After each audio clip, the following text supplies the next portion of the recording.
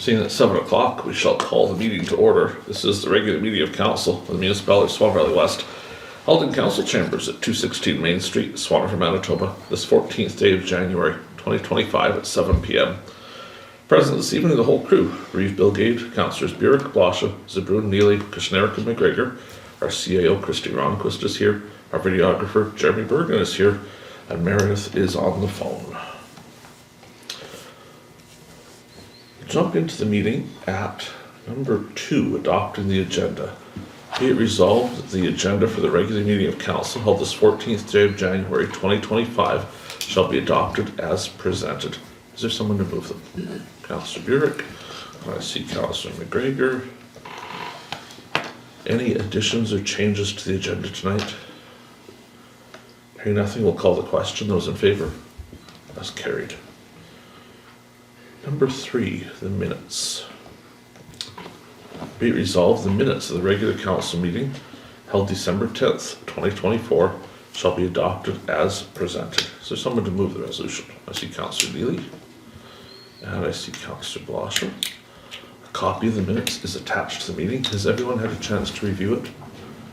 Was there any errors or omissions found? All right. It's a month ago. Yes, Mr. Byron. Yeah. It looked good. We'll call the question. Those in favor? That is carried. I do not have a public works report to share tonight unless one came to you recently. No. So we'll go to number 5, financial items. So council will notice there's 2 things of checks here. One is almost all checks you've seen before except the last 5, and then the second one is new checks. Be it resolved that the council of the Municipality of Swan Valley West hereby approves the following payments. General checks number 20239 to 20243 in the amount of $33,751.31, and checks 20244 to 20260 in the amount of $61,081.49 for a grand total of $94,832.80. Is there someone to move the resolution? Councillor Neely, and a seconder, please. Councillor Zbirun. I was gonna do it slow because it's a big note. I have many of the checks here, but not all of them. I think those 5 maybe are not here with me. But everything else is here. Councillor Blosha, where would you like to start? I don't have anything just yet. Oh, okay. I have one thing. Okay. It's more of a question, I guess. Maybe number 20173 for $5,862.50. Then if you go to 20196, it's identical. So I think those are both progress billings. And it says progress, different invoice numbers. So I'm just curious, what does it cost us a year for this? Oh, 30,000? For the audit? Yeah. Okay, well, that must be 2 different. Yeah, that'll be 2 different goes on it. Okay. Yeah. Just, yeah, okay, It's not cheap. that's for sure. Ooh. Who else has questions? Who got their email fixed? I believe that was Councillor Zbirun, but didn't actually fix it. Okay, because I was gonna say, I didn't get, but I did get into it a Good. different way, but I still have to go through that. Parkland too, isn't it? Does anyone want some more time, or are we good? Oh, good. We'll call the question on the resolution. Those in favor? It's carried. We'll move to payroll checks. And this is for, I believe, 3 batches of payroll. Be it resolved, the Council of the Municipality of Swan Valley West hereby approves the following payments. Payroll payments number 636 to 679, the amount of $67,503.39. Is there a mover? Councillor Kushniryk, and someone to second the resolution. I see Councillor Zbirun at the end. Copy of those payroll checks are attached in the private view for council. Is there any questions, discussion you want to have on those?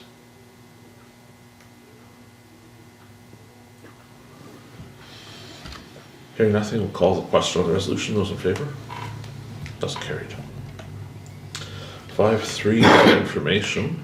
As you know, Canada Post increased their rates by 25 cents yesterday.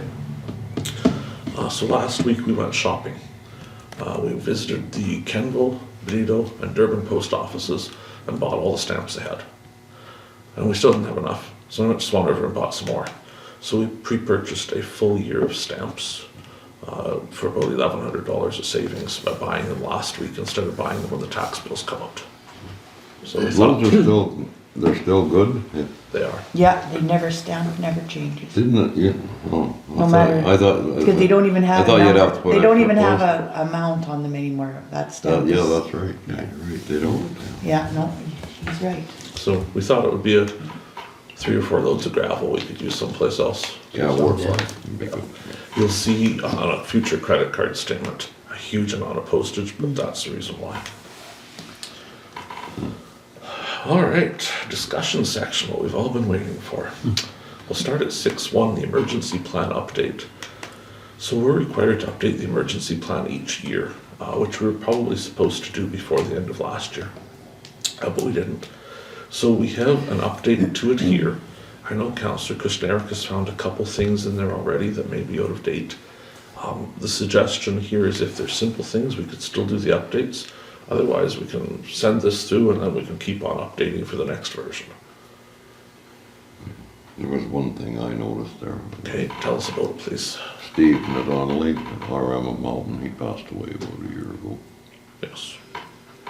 And there was one other one I can't think of what it was now. Oh, we have Bill Whitekey on there Okay, for fire and stuff. okay, we'll fix that. And I think he's in 2 different places, if I remember right. What were the ones you saw? There was a contractor. Inglot? He should be removed. Los Angeles? Yeah, he has nothing left anymore for. Oh, what the heck? Oh, some equipment updates and stuff we were missing. Okay, There's nothing major there. okay.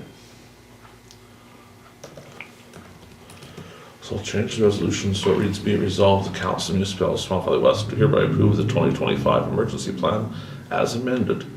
And be it further resolved, the CAO is authorized to submit the approved 2025 emergency plan to the Office of Emergency Measures Organization of Manitoba. Is there someone to move that? Councillor Neely. And someone to second the resolution? Councillor Burick. This is kind of a living document, so as things change, we can always update it some more, and we kind of roll that up to the province once a year. Any further discussion? Hearing none, we'll call the question. Those in favor? That's carried. 6.2 is the Benito fire call report for July. All of those reports are here for information, so council can have all of those. 6.3, the Benito fire training report. Same thing, but details all the training the department has done. So that's all for council's review, but we don't need any action on them tonight. Does anyone want to discuss any of that? The copy we got, I was looking at the fire calls, I couldn't read the date and stuff on top. I don't know if everybody else had that problem or. Oh, it's pretty small. Well, and it got sort of overrun and it was. Yeah. Other It might than be the way you have your color set, because the date is set Date's in red.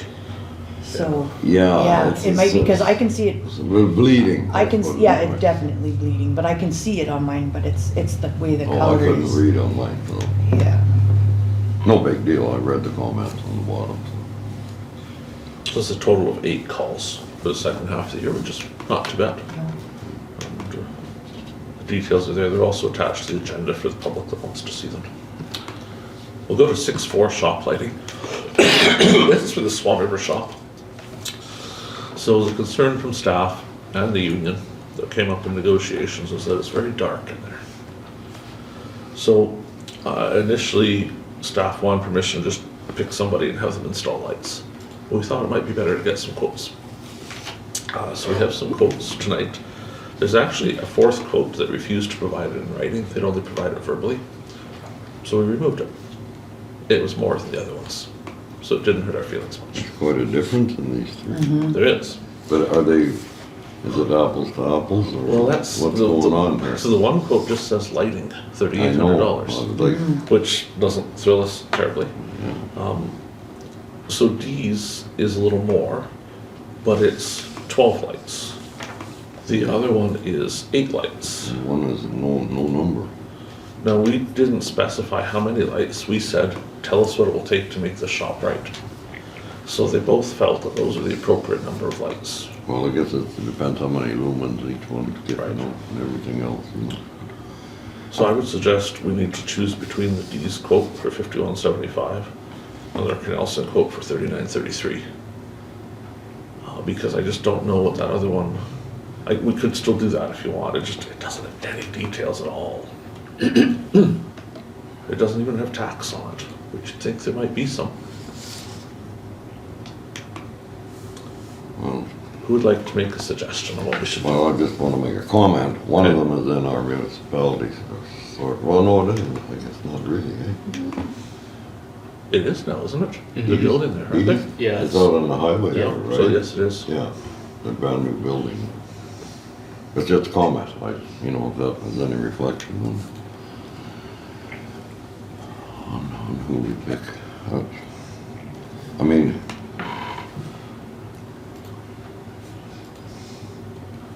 he's got a little more detail to it. Mhm.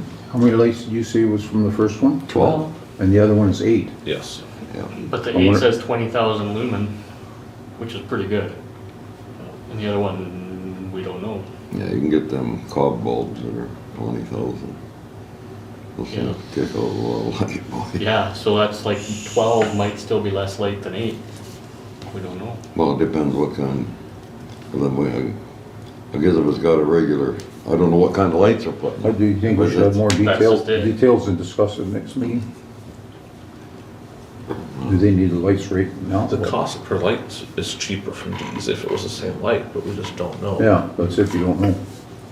Well, if it's the right socket, we can put any light bulb in it. These bulbs they got nowadays, they kick out the light like, with the standard light socket up there, or they're not putting fluorescent lights in, so I likely. think these are some sort of special thing, because what they have now is regular sockets with those bulbs in them, and they're mad. Oh, okay. Hold them all the time. So Okay, these well, are there's gotta some be sort of something, a strip string or lights. something they're gonna be doing, okay. Yeah. Well, the 20,000 lumen high bay, aren't those big round guys that just have I think so. straight down? Like a rink light almost. Yeah. I know like that, the one quote that doesn't have any details, from what I understand, he intended to put a dimmer switch on it, because he said it was gonna be so bright that you'd want to dim it sometimes. But then there's not much for detail. Yeah, that's This is one of those times where you guys just get to figure it out time. Just got you the quotes. You wanna get more information or no? Good. Compare apples to apples. Well, So we're all- we don't know what we're comparing 12 and 8. That's what I have Well, vision for the high it's bays. about $1,400 difference, so we're getting 4 bulbs. How big is the shop? 350 How bucks. big is the shop? Slightly larger than 2 graders. Okay. Must be 50 feet. 50 by 80, 90 feet, Yeah, 80 feet. it's 2 graders fit, and there's like not this much room between Not as them. big as ours. No. Well, I don't want to do all the talking. Come on, you guys. It might be equal brightness, but 12 lights gives less opportunity for shadows, that's for sure. Yeah, the more. So you're saying that 12 is equal to the 8? If they were, we don't know. I It know, could- but It could very well be, Brian. You don't know. 8. But if you're less lumens per light, at least, you're gonna have more shadows with only 8, because the graders are gonna block a good chunk of it. But then like the shop your dad was working at, in the Chad's, he was gonna get those quad lights. Then he was looking at some other than what he put in there now, and he said they're twice as bright as those pod ones. So I mean, if those 8 are twice as bright as, That's Well, our question, the yeah, 8 what or kind? 20,000, whereas the 12 could be 8,000 Yeah, lumens each, yeah. we don't know. So shall we send this back to find out which kind of light it is? Just inquire about it. We will do that. Tell me one. Yeah. ours is Clarify. differently. Okay. Quality of the lighting. Oh, you're having too much fun. Let's move to 6.5 committee appointments. So there's a list attached there. There are a couple errors on it, because it's the older list. So I believe that the Shared Services Committee was actually Councillor Zbirun instead of Councillor Neely on it. That's correct. So I'm gonna put that back the way it was. At least to start the discussion. And then there was a discussion on the Swan Valley Medical Stakeholders Group. That's the wrong name, but it's the right people. That's what we call medical recruitment these Yeah, days. just the wrong name, yeah. So, Also, Go ahead. sorry, on the watershed, they got Brian down as Woody Birch River, that should be me, and Brian should be on the Roaring Fable Right, Creek. yeah. okay, so I think that's what I was gonna say swapped. too, Okay, just reverse them. and we've got Dale on there, which was, we discussed by text message. Does anybody else have thoughts, comments, changes?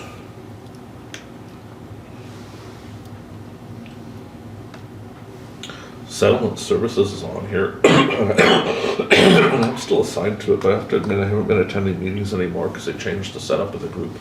So they no longer have a board that, they have a board, but I'm not on it.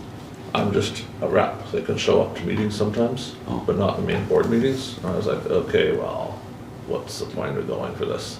Yeah, maybe we should just take it off. Yeah. I think so. You know, Yeah. Okay, so we'll just strike it. I wonder why they did that. When they got bigger, they got to thinking that they Got more government oriented. have here plus the Paw plus Thompson now. And so the board was overseeing it all, but it was mostly Swan River people. So then they decided they'd cut the number of Swan River people and add some from the Paw and some from Thompson. But in the meantime, Well, they're still gonna want money from us, likely, they right? probably will. We could just leave it sitting there for now and see what happens. Yeah. Doesn't hurt us to leave it on the list. Okay, so ignore that. We'll leave it on the list.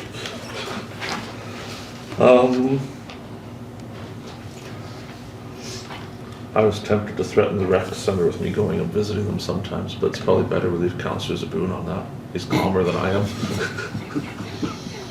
Could be an alternate. That would be fun. You can go for me if you want. It's up to you. Well, if you're ever not gonna make a meeting, let me know, and I'll show up as an alternate, Great. just to see the look on their face. Is there anything else we want to change? Does anybody want to give something up or move around, or, well, I was gonna fix the library, because we fixed that last time, these two need to swap. Okay, Swan Valley District Recreation doesn't exist anymore, do we want to finally remove it? Yes. Okay, so I'm gonna take it off of there. It's gone. Going once, going twice, anybody else want changes? Whereas the council reviews the committee appointments each year and makes revisions as needed, and therefore be it resolved, the committee appointments shall be updated as per the attachment. So mover, Councillor Blosha and Councillor Kushniryk. Any further discussion? Hearing none, we'll call the question. Those in favor? That is carried. I don't, excuse me, I don't know if the water, we're having a meeting on the 16th, so that's on Thursday, so maybe send that to them? They haven't already. They have it already, like this revised one, because we just switched Terry and I now. Yeah, they know. They know the right ones. This Okay. is probably just wrong. Okay. Because we Okay. confirmed those They know appointments to what them. one. Okay, no, that's fine, just Unless thought- you wanna switch around. No, I just wanted to make We sure. that- switched around right off the bat, right? Because 16th, they're having a meeting, you know about that, 16th? Yeah, Yeah. 6 o'clock supper and Yeah, food. 6 o'clock, Yes. Did we appoint somebody yeah. to Yes. the watershed? Yes. Who Dale Dale. Cousins. okay. He was the only name that ever came up. So Okay. he did come in and talk to Kristi for a while. She said he seemed really Yeah. into it, wanted to help, so seemed like a good guy. Yep. Okay, 6.6, Fire Board. So Fire Board's met, passed their budget. Be it resolved, the Swan Valley Fire Board budget for 2025 be approved as presented. Is there a mover? Councillor Kushniryk, someone to second the resolution. Councillor Zbirun, copy of the budget and financial plan is attached. Do you want us to go over this, those that were at the meeting? Do you want to just carry on? What would people like to do here? I see we're saving about 16,000 this year. Let's come down a little bit. 186 is pretty high. To me, anyway. I don't know. That capital contribution, is that the reserves or what? So capital goes towards some turnip gear. $40,000, that goes to reserves, is it? Not all of it. Some of it goes to turnip gear. Oh. Capital purchase of turnip gear. I don't see, unless I missed it, nothing going into reserves. It's kind of a funny setup the way he does this budget. We spent a long time talking about this, and I kind of made some suggestions of how we should change this to make it so you could read it better. There are reserves, there is money going into it, Oh. but it doesn't exactly show it. There's some reserves that moved over from the previous fire department, and there was also some under budget money from last year that's going into reserves. But it's We all not shown know very that you well. gotta do that, or otherwise you're You begging. can't keep track of it, I mean, You're on he's your- gotta change that, eh? Yeah, If it's we too can't, hard. we can't keep track of it, I mean, Yeah. we could pull money out of there and we'd never know. This is really set up weird, the way Yeah. this spreadsheet is. I mean, Because you we were gotta having trouble have even that reserves. night following it. You gotta have reserves, especially equipment that expensive. Oh well, okay, I'm good. Any other discussion? Call the question, those in favor? It's carried. So ends the easy stuff. 6-7. Benito garbage pickup on landfill hours. You wouldn't think it could be controversial, but here we are. So, some history. We used to drive around with a flat deck truck. Throw all the garbage bags onto the truck. Drive to the landfill. Throw all the garbage bags off the truck. Go back to Benito. Do it again. Do it again. Do it again. 4 trips. So then we bought a garbage truck.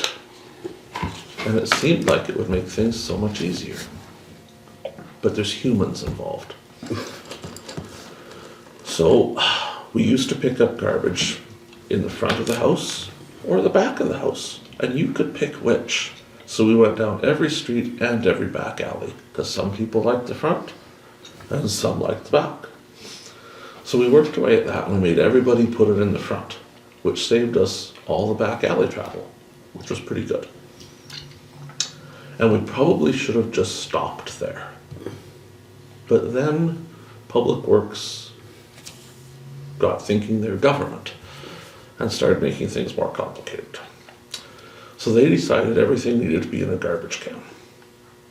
For the last 30 years or so, it hasn't been. It's just been in garbage bags. But they came up with a whole bunch of great reasons and started telling everybody it had to be in garbage cans. Then they decided the garbage cans had to be 32 gallons. Then they decided there can't be any extra bags on top of those garbage cans. So I struggle because my view is pick up the damn garbage. But we've had a rash of garbage not being picked up because we don't like the size or shape of the can, or we don't like the bags that are in the can, or there's bags stacked on top of the can, or beside the can, or the lid isn't there. So we are here to have 2 discussions. One is, do you wish to have some rules for garbage?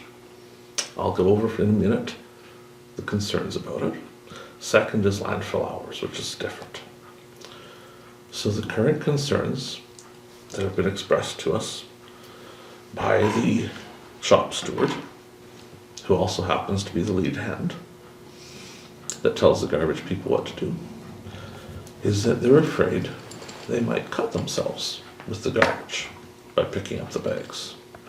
And so they feel they're unable to accept any garbage that isn't in a can, because they wish to carry the can and dump the can. And so I asked what happens when the can is too heavy and they hurt their back, because you'd know that will be next. Well, the cans can now only be 45 pounds of garbage. But if it's too heavy, too bad. So we have some people that have garbage cans that are not 32 gallons in size, which we are now refusing to take the garbage from. They're bigger than 30. They're bigger.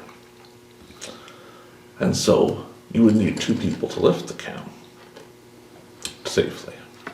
But of course, we don't want to do that. And we don't want to take the garbage bag out of the can.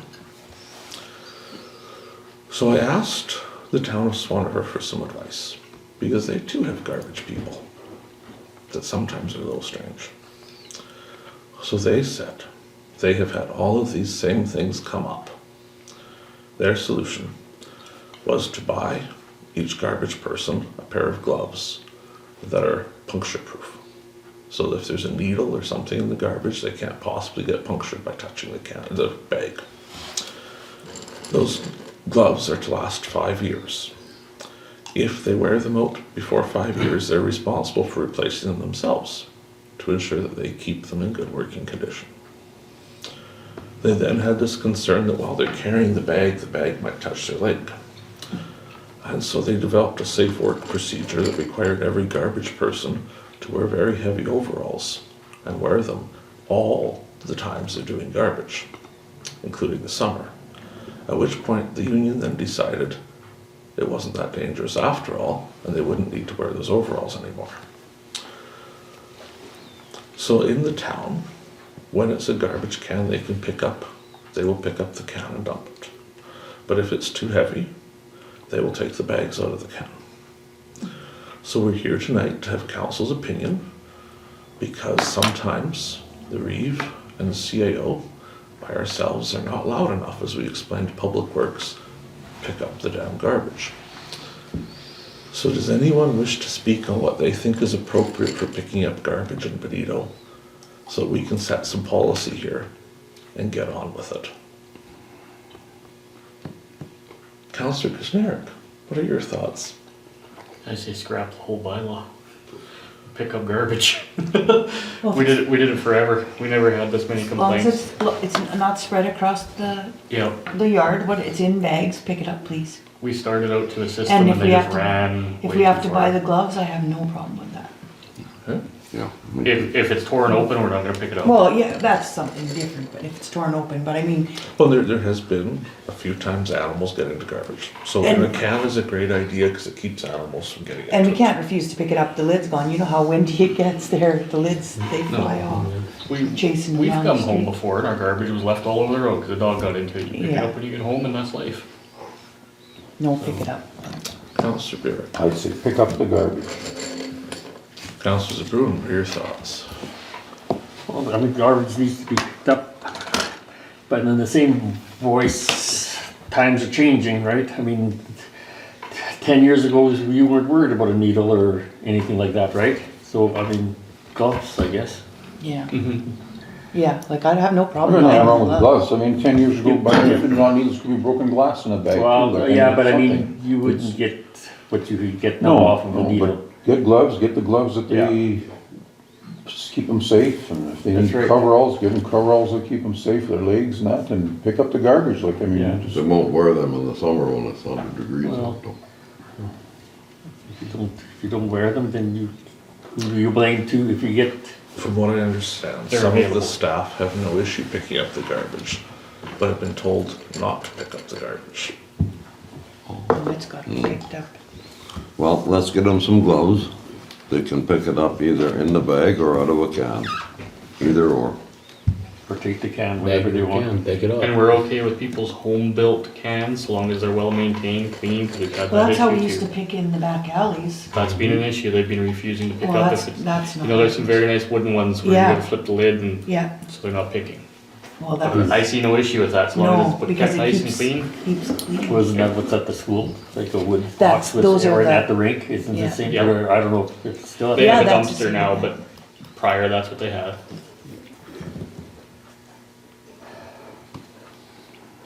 how did Benito used to do it before amalgamation, when they had their own council and that, like, I mean, they were delegated to pick up the garbage. We That's didn't it. have have. a union. We didn't have a union. I know, We but didn't how have did they pick up gloves. the garbage though? They just, Just by handball. We had Rick and Alec, we had her by the, Heck, lots of times I used the half ton. Okay, so I think that's good direction on that. Part 2, the landfill hours. So we have looked at the landfill hours, and what we have currently is kind of amalgamation. We used to have Benito and we used to have Durban. And so at one point there was a lot less hours at Benito and a bunch of hours at Durban. And it used to be two different people, and then it became one person, and then that job all got rolled into Benito. So as council may know, I think you know, maybe you don't, Lyle resigned. So we've been advertising, and you'll see later in the evening we have some applications. We're looking for someone for landfill. But it's very strange hours, because you never get 2 days off in a row. So we've been kicking tires at changing that so that we're closed 2 days. So you can have a normal job where you get 2 days off. But then possibility of looking at working the other 5 days, even though it's only 4 normally, and using that person for a day on something else, just to try and make it so the job is more interesting to people, so it's a full-time job that carries on. So we haven't come up with any particular solid plans. We wanted to get some input from council so we could play with some numbers a bit. We've looked a lot at this Monday thing, and it's so often the holiday Monday is the Monday. And so we're moving till Tuesday anyway. So one of the questions is, do you foresee an issue if we're closed on Sunday and Monday? So we're always open on the Saturday, but then Sunday, Monday are always the 2 days off. And then for the rest of it, how much time do you want it open? I've asked the staff that are working it now record how many people are coming each hour, so we get some statistics on what's actually being used. With the dumpsters, I think a lot of things have changed for how many people need to get there, because now there's that other option. Whereas before, we really had to find hours that worked for everybody. Now a lot of people use the dumpster system and don't actually visit the landfill, so we may not have the traffic there we once had. I know Saturdays are very busy, like I've been there a couple Saturdays, like one Saturday and missed one Saturday, next Saturday, and I can honestly say in the time we were there, which wasn't very long, there was 5 vehicles already. So Saturday is a busy day, I think so. because the people that don't use the dumpsters go on Saturday. So we would But I have, don't see a problem with changing the Monday and just go Tuesday, Saturday. and that would be pickup day in Benito as well. Tuesday. And instead what of- hours? So we would still, I think we would still do pickup on Monday.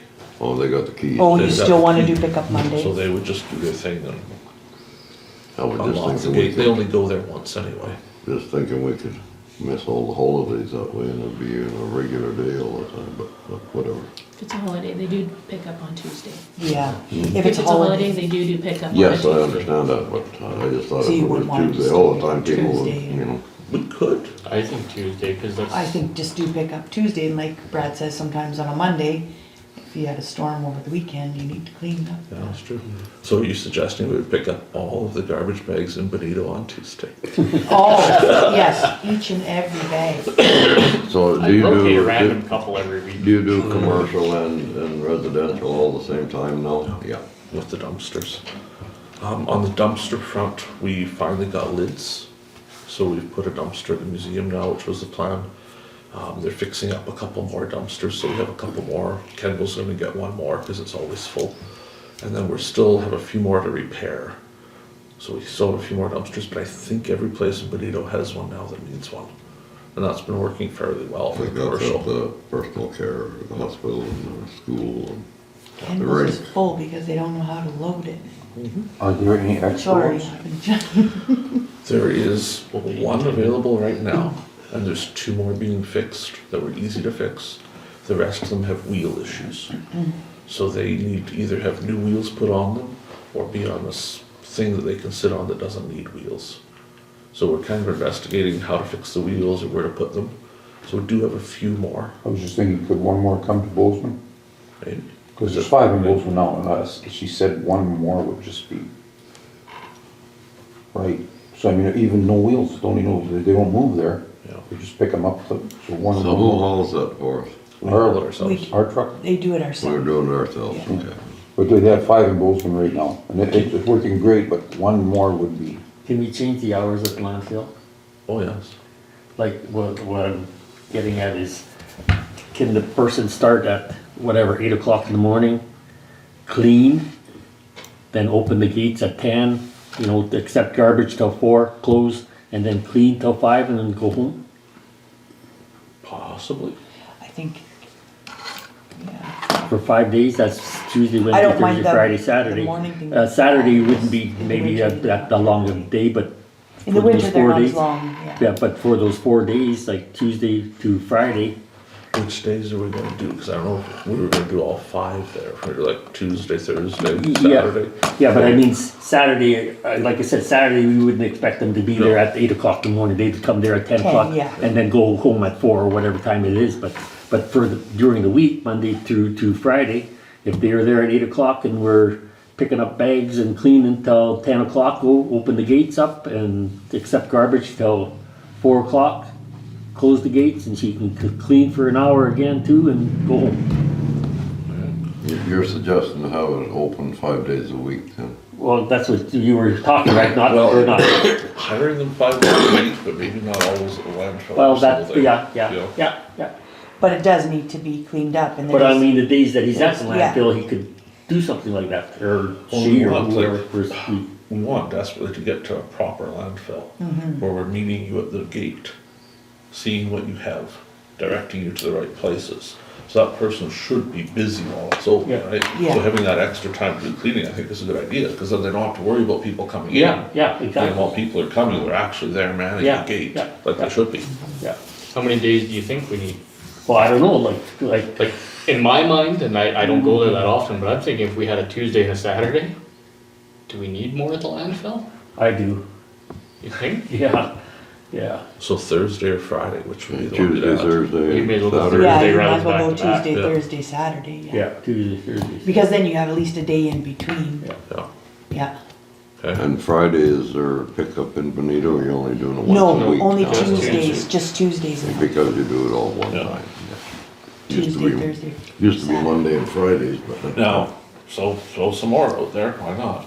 We're here all night. We could do pickup in Benito at different days than the landfill is open, Yeah, we so could. that person could help with the garbage in Benito. That's right. You know, like if we did pick up on Wednesday in Benito. Yeah. I don't know I if don't know anyone if would be Wednesdays- upset with Wednesday though, because it's so Might be far too from the far weekend, right? from the weekend. I think Tuesday would be pushing it for Yeah. some of them. Well, Tuesday, I think they could get by with, but I think Wednesday's too many days. I don't know, you live in town. Well, if you did pick up on Tuesday, Still 7 you days. still want your Saturday, Sunday, Monday off. But it's still 7 days regardless. One way or the other, once you get rolling, Yeah, once everybody gets on schedule, it'll Yeah. be the same. yeah. You're a little more into garbage cans than I am. Our garbage in Swan River rotates all the time. Mm-hmm.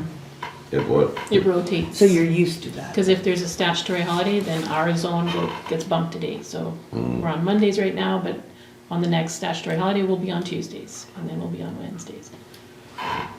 And does that ever cause problems? It's, you have to just watch the schedule. Gotta pay attention, right? Yep. But is it just about knowing when to put it out, or is it because you've got garbage from the weekend that's sitting too long? No, we just take it out the day that it's coming. Doesn't matter what day. Well, why don't we do that then? So, Tuesdays, if you did landfill and garbage pickup. Now, Fred would, I don't, is Fred driving the truck right now, or Curtis, or who drives the truck normally? I think it varies some. But we could even like, so if we do pick up on Tuesdays, we could just open the landfill at noon. That's what I'm thinking, the guy Yeah, helps pick keep up in the garbage. morning. Pick up in the morning, open the Then- landfill noon to 4:30 Yes, or whatever. so it would be the same day, but shit stuff like that goes to landfill. Yeah, that's a. Because you only need one guy to do Bozeman, Kenville. There's no need for a second guy to do those, and Durban, sorry. So you could probably stagger your hours so that landfill guy can still help do Benito garbage plus run landfill, Yeah. I would think. Okay. Anybody else have thoughts to share? We will take this back and digest it some and play with the schedule a bit and see what we can find out. In the more immediate term, we will Excuse me. begin picking up some garbage. We do have some people that were asking, and it's a moot point if we're going to pick it up, that they be given credits for not having the garbage picked up. But I think if we just pick it up is the easiest solution. 6.8, if everyone's ready to move on. This is the purchase agreement. It's still attached as a private document for now. Once this is approved, we'll be allowing it to be seen publicly.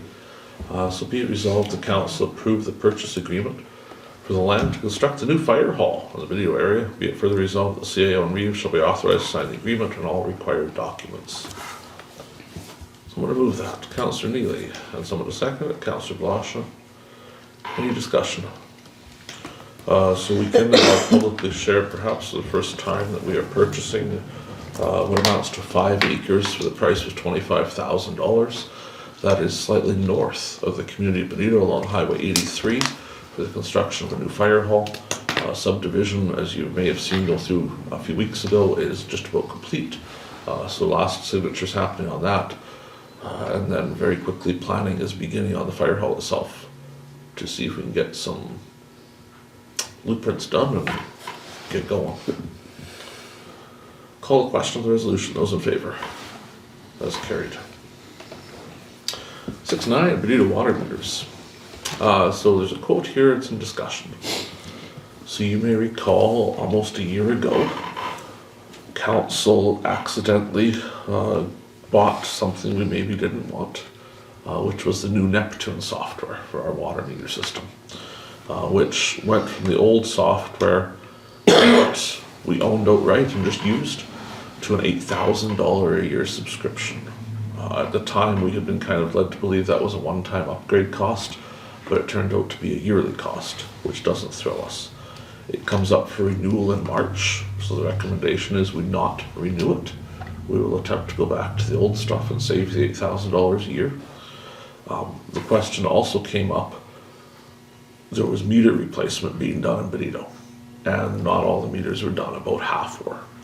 So we asked the question of what do those meters cost now, if we wanted to do the other half to get them all electronic read. So you'll see it's $691.35 a meter, which is a lot for a water meter, I think. Some other things you should know about water meters is we've done our fact finding. The ones we purchased in, I believe it was 2013, give or take, have a 20-year battery in them that is not replaceable. So after 20 years, the meters stop working. Whereas the old meters always work. However, as a meter gets old, they register less water accurately. So they always get old slow. So on the day one, you use 1,000 gallons, it shows 1,000 gallons. 20 years in, you use 1,000 gallons, it might show 950. They never register higher, but they slow down over time. Some of the meters in Benito are now 40 and 50 years old. So there's a good chance that they're up to 20% off of the actual amount of water. So I've looked around a bunch of utilities, including the city of Winnipeg, to see what they do. And they replace every meter every 20 to 25 years, simply to keep the accuracy there. And they just roll that into the price of running the thing. So it's not a decision tonight, but it's something to start thinking about. What should we do there? Should we be trying to replace those 40 to 50-year-old meters with new ones at $700 a meter? Or do we just say, 20%, what's that? But we have some people with very new meters that are registering correctly, and some people with very old meters that are not accurate anymore. But it's $86,000. If we were doing a batch of them, we should be able to apply to Water Services Board for metering upgrades, because the first time we're going to digital meters in those other homes, they would likely pay half of the cost. But when we get to that 20-year mark of replacing the ones from 2012 that are running out of battery, they would not be paying half of that cost anymore. So that we're going forward, we would have to pay the full price, whatever it might be. So is there 125 meters in? 204. 204. But some have just been replaced. Yeah, originally they bought about 100. So those have been swapped out. I think we have about 10 left we're holding in reserve right now. So about 90 of them are on those new meters. Those are all ones you can read driving by electronically. So how many of the old ones that you actually have to read, do we still have some of them in We have play? well, 40 or about 50 years 110 of them. old? 110 of them? That we read every time. 110? Yeah. So that's where you're getting this 125 figure from? See, so that if we can get half of that bill that's on here paid for right now. And we can't today. It would take applications. I know, but I probably think a we year should to apply fix for it doing. because we're Well, gonna need them yeah, either we way. might. So 40,000. let's start the application process, apply for these and get half of them paid. Okay. Well, it's, otherwise they're gonna pay the full price. It'll be a lot Is quicker. utilities paying for it? Well, They have to. it has to, but I mean, at least to So- save the utilities half the price. If you think it was $700 over 20 years, it's not as bad. It's just really Yeah. sticker shock on day one to spend $700 for water. Well, even if you bought a fridge, it lasts you 20 years, you spent $700, I think you should be happy with that. Buy a fridge now, we get 3 years. Well, I know, out of it. but I'm just saying, if we can get help to purchase them, we should start the process, because we shouldn't just mull over it, we're needed anyway. Well, if we can get help, we can buy them all. If we can't get help, we might have to, Buy them in shifts, yeah. so many a year for, We asked about savings for the bulk purchase. It's not much. Like it's $10 or $15 a meter difference if you Yeah. buy one as compared to buying a bunch of them. So, you know, if we were doing that, we bought, say, 5 a year, that would be doable too. But if we can get half off. But if we can get buy half it. paid for it, I think Yeah. we should just go for it, try it. is there any issues with that electronic reader thing? Has it worked pretty good, or is it, have you come up against some? You were having issues with it. That were? There's the newer ones we put in, and some of the serial numbers didn't get recorded right. Oh, it's operator errors. Most of that's been fixed up now. There's a couple of them we're still a little curious about. There's going to be a little work to go back to the old reading system, but for $8,000 a year, I think it is worth going back. Well, and then Pays for your meters and. it helps I know. pay, it helps pay the meters, yeah. Like it works out to like $14 a house every time we send a bill to use this new software. Yeah, Well, that's an insane amount of money. yeah, we could be purchasing a new meter. Even if, like, say for a moment, we couldn't read them anymore, we had to go manually read them, it's still cheaper to pay somebody to go read them than it Yeah. is to pay $8,000. Well, and actually, there's people out there that would do a job like that in a heartbeat anyway, so. Well, and we've been having some success. We've got some people now that, you know, we're not entirely sure that we read it correctly, and we have them just calling their readings in. Boy, that works well. You know, people really can't read their own water meter and tell us what it says. In fact, in Winnipeg, you do have to read your own. Once a year, they come read it, but the other times, you have to call it in. So, And most of them can just take a picture of it and send that in. yeah. So, okay, we'll explore a little bit more what it would take to get the grant application to do that. I think we didn't put on our 5-year plan, so we'll just modify our 5-year plan and tell them about it and then see what they Yeah. do. We still have, this year's 5-year plan was for them to hopefully pay for some of the connection price to Spruce products. But unfortunately, the government hasn't been very forthcoming with anything as of late for funding, so we'll see what happens. Well, I think we have to do something just to, otherwise it could be a big whammy all in one shot, you know, like down the road here a few years, it could be just, you know, $200,000 to replace the meter. The other interesting thing, I was going through the Winnipeg stuff, they're only starting to use digital read meters. They're just trialing it in a few new developments. So all of the city is still manual read, but much newer meters. So, Yeah. okay, anything else on that? We'll move on. 610, the tax sale date. So each year about this time, we update our resolution for which year you have to have your taxes paid. Let's change this to be it resolved that in accordance with subsection 3652 of the Municipal Act, the Council of the Municipality of Swan Valley West does hereby declare 2024 the designated tax year and require all properties in arrears for the year 2023 and prior, including penalties and interest, to be sold at tax sale, excepting those where arrangements have been made. And be it further resolved that tax service shall be retained to manage the tax sale process. Is there someone to move the resolution?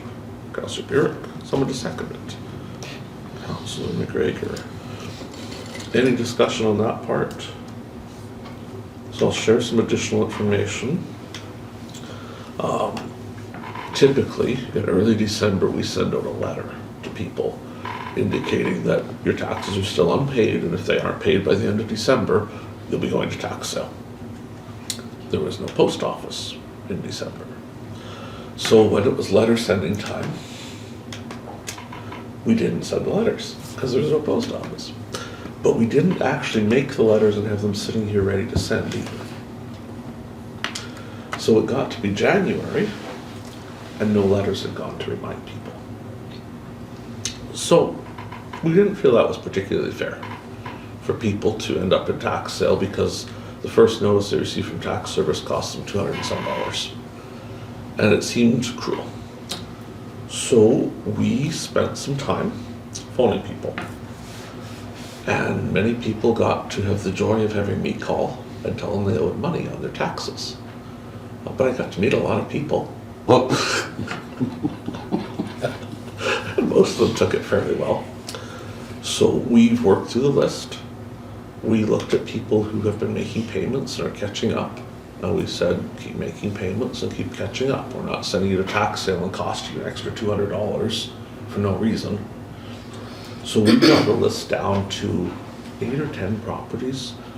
Some of those are ones I couldn't get on the phone. We didn't have a phone number. So for the ones that we had only a mailing address, we did write letters. I did drive the letters to each post office to have them hand delivered to the mailboxes so they would get them with a few days notice still, which was the same trip I went buying stamps. So we've taken the list down to a fairly reasonable number of people that we feel should go to tax sale. That's what we're going to forward over. There's certainly more that aren't paid up, but some of them owe $14 because they missed that last interest payment. And for $14, we're not sending them to tax sale. The only one that you will see when the list comes through that's a little questionable, there's one that owes $70. But it is the lot immediately beside M&M Cafe in Benito. It has a $60,000 lien placed on it by the CRA. So unless we send that lot to tax sale to cancel the lien, the lot will never be used again. So we're going to send it off to tax sale to get rid of that lien so the lot is available to do something with again. Because the people that own it, unless they pay the $60,000, can't sell the lot, and the lot isn't worth that. It should have gone at the same time as M&M's, but because the value was so low, it got picked out last year as why send it for $70, but there's reasons why it should go. So we've made arrangements with several people. We're happy with that. We've brought, many of them have come in and paid more than the arrangement was. So we basically said, you've got to be making payments, they're doing it, so it seems to be going well. The tax sale date was October this year, or is it November again? I think it's October. Yeah, I think it's a little earlier this year. Yeah. well, they got lots of time then. Yeah. So the list that is left is either going there tomorrow morning. In is the it? morning, yeah. So there's the 8 or 10 will go over there, and the rest we'll keep So we working got with. basically 9 or 10 months to pay it. Yeah. And the first thing they'll do is they will serve them with a letter. So even if they're not checking the mail, they will find them and Yeah. make sure they know that something's happening. But I think we did as good as we could to try and make sure it was fair to everybody and try to resolve whatever we could without going to tax. I would have service liked to and listen in on some of them phone calls you made. The first couple were rough. I got better at it. It was like, hey, You got the program down. so how are you doing? Let's talk. That's stock money. Yeah. I don't like collection calls the best of the time. I don't like them even more when it's not my money being collected, but whatever. It's done, and that's what needed to happen. Any further discussion? Hear nothing, we'll call the question. Those in favor? That is carried. 611, Animal Control Report. Be resolved, the Animal Control Report for the month of December be received and approved for payment. Is there a mover? Councillor Neely and Councillor Kushniryk. Don't let me spoil it for you, but the highlight of the Animal Control Report is received a complaint about dogs at large in Kenville. I went to Kenville, drove around. I did not see any dogs at large except the ones that were running around. They didn't say it like that. No, the one that ran to his I know the truck, ones, ran to his truck and the then ran normal back to ones the that were house. running around. Yes, the normal ones that run around are running around, but I didn't see any others. Ankle biters. So we could take that up in camera if anyone wishes to discuss further the dogs in Kenmore. But that is the report that's presented tonight. Any discussion? Hearing nothing, we'll call the question. Those in favor? Has carried. 612. This is for information and discussion. I am huge on knowing what it costs us per hour to have a grader. I think Councillor Neely might be too. You were doing some work here.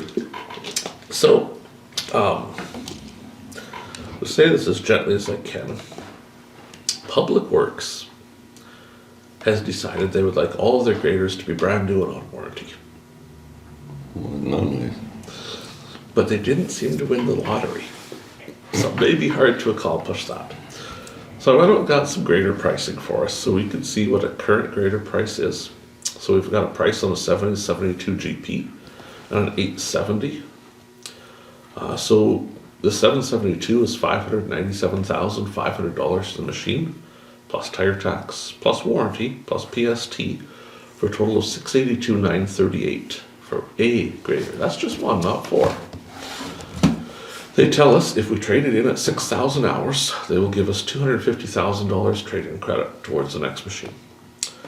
So the cost to own that machine from new to trade-in is $432,000 or $72.16 an hour.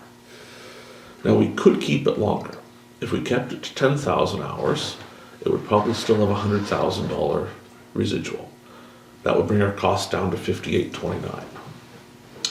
On the 870, it's a 1 year earlier, it's a 2024, so it's actually a little cheaper than that 2025. All the same calculations done, $626,000, $200,000 trade-in this time, so $71 an hour. Again, if we kept it to 10,000 hours and only got 100,000 for it, about $52.61 an hour. It's comprehensive warranty, but doesn't cover everything. We still pay for all the normal consumables, and there are a few things like light bulbs and stuff that just are never covered. There's also a $200 per issue deductible. So when they come out, it costs us $200. If there's little things wrong, they can do several things in one visit for the same $200, but if the machine doesn't go anymore, it's $200. Warranty can be bought this longer. You can buy warranty up to 10,000 hours, but it does not pay for the travel time to get here to repair it. So if you buy the longer warranty, you pay more per service call because you pay the mileage and time for it. Or if you have to ship it somewhere, you pay for that, we pay for that too, right? So did some calculations of what we have now. The 870 is currently the spare grader. That's the one that we fixed the transmission on a couple of years back when it was. The one we bought when we just got on council? No. This is the one that was destroyed right before the election. Oh, that eight, okay, it was So- a 772 or something we bought, wasn't it? Yeah. Small. This 870 is the one that was making noises, but nobody stopped. So they continued driving it until it wouldn't go anymore. And when it wouldn't go anymore, scoopfuls of stuff came out of the transmission that used to be gears. So it costs about $85,000 to fix it. Since then, we've put 2,000 hours on. So we're about $42.50 an hour on the price of that repair. It's at about $11,500. This particular grader now has antifreeze in the oil, which is not good. We have not gone down the path of full diagnosing that yet. It could be a water pump, but it probably isn't $11,500. So Brant tells us that rebuilding the engine would be around $100,000, but that's at a John Deere dealer at full price. It could probably be done cheaper elsewhere. Might be as low as $50,000 or $60,000 to rebuild that engine. As it sits right now, they tell us it's worth $70,000 not running that they would give us for it if we wanted to trade it in. If we did the repairs, we could carry on some more with it. At some point soon, we'll need to make a decision on that, which is why we're starting to look at the price per hour of graders. If we assume that $100,000 is what it costs to rebuild it, we've got a almost new transmission, a rebuilt engine, there's not that much left. We would need to get another 1,600 hours out of it, which is a little more than a year of what we put on a grader here, because we're usually that 1,200, 1,500 hours a year. If we, looked at what it would cost us to buy a new one versus that 100,000, we'd only need to get 1,400 hours out of it for it to be worthwhile. So we need to do some thinking on that. I did the numbers on the 772, that's the one we bought at the beginning of this council. We bought in December 2022. We paid $353,100 for it. We've used about 3,000 hours on it so far. So to date, it's cost us $117 an hour, but it's not dead, it's still carrying on. If it gets to 11,500 hours like the other one did, we'd be down to about $54 if it's worth nothing. If there's still $100,000 of value in it, which it probably would be if it was running, we're about $39 an hour on that grader. So where we're starting to look here is, do we buy a used grader? Do we buy a new grader? Do we fix the one we have? Do we fix it and do something else? What are our thoughts? This one that, so he can, antifreeze, how much do we pay for it? 350, no. That's an old one. That was older, so we bought it new. No, That It was bought- new, it was bought new. no. And it would have been back when they were around that 400,000 mark. Yeah, probably 450. Yeah. So it's done well to get to where it is. Like it doesn't owe us much, but I talked to a few people over the last couple of years about putting them all on warranty, doing that. It would be wonderful to put them all on warranty, but the cost. A lot of people that run graders that aren't municipalities tend to just rebuild them after 12,000 hours and carry on along for another while. So that is an option. At the moment, Public Works is very, very opposed to the idea and is trying to find every reason to not use any grader that's off warranty because they feel they should only drive equipment that's on warranty. But that's an attitude that just needs a little adjustment, I think. There's someone else. What's everybody's thoughts? We started with you last time, we'll start with Councillor McGregor this time. I don't know, I'd be prone to fix what we have. I would think, I'm just throwing it out there, if it's worth $70,000 not running, I would put some money into fixing it. It's worth more than $70,000 once it is running. So that money doesn't all instantly evaporate. The grader's still worth more once it's fixed. And then whatever hours we get out of it. At some point we gotta sell the thing. Like I don't know if we go past 12,000 or 14,000 hours, like wherever in our mind do we start to say, this is how old a grader is before it goes down the road, it's gonna be trouble. Or, what you wanna do? Like, there's all these options, but, Well, you say it doesn't owe us anything, right? no, it really doesn't. Quite a difference from 80,000 to 680,000. Yeah. I mean, personally, I can't afford to drive a vehicle all the time or two of them that are under warranty. So I can't expect the taxpayers to be able to afford it either. Exactly. We are That's only spending, my opinion on it. I know sooner or later you gotta buy a new one, right? or at least newer, Newer, yeah. because, 20,000 hours, I think we all agree 20,000 hours is ridiculous. We shouldn't have a 20,000 hour grader.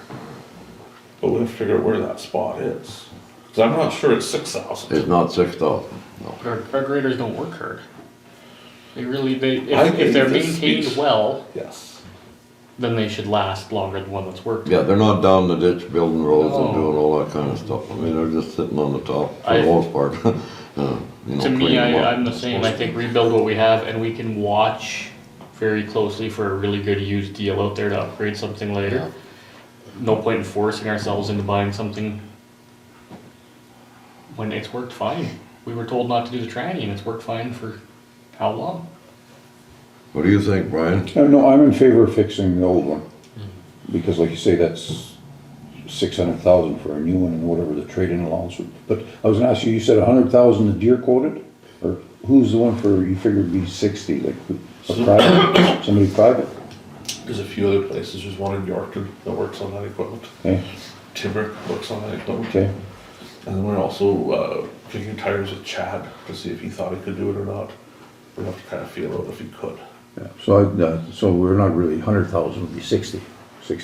We'll look at the worst case And that's a scenario. worst case scenario too, like you say, it could be something simple too if it's, Well, And from what I understood, and don't quote me, but if the block was okay, it wasn't going to be 100,000. Yeah. That was if you The block tear was this crap. apart and, oh crap, Yeah. and you're replacing all this stuff. yeah.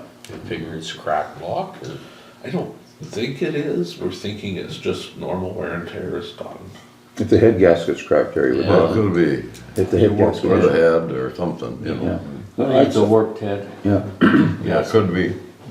I'd say fix it. My vote anyways, fix it and carry Fix on. it and start shopping. Yeah, and like you Keep say, your eyes open. like Brad says, keep an eye on something used and good and trade, maybe, if need be.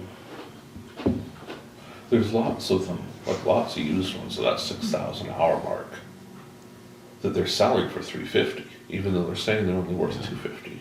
So obviously there's $100,000 of profit in there for the dealer as they do the trade-in. right? Look what we'd be losing in the first 6,000 hours.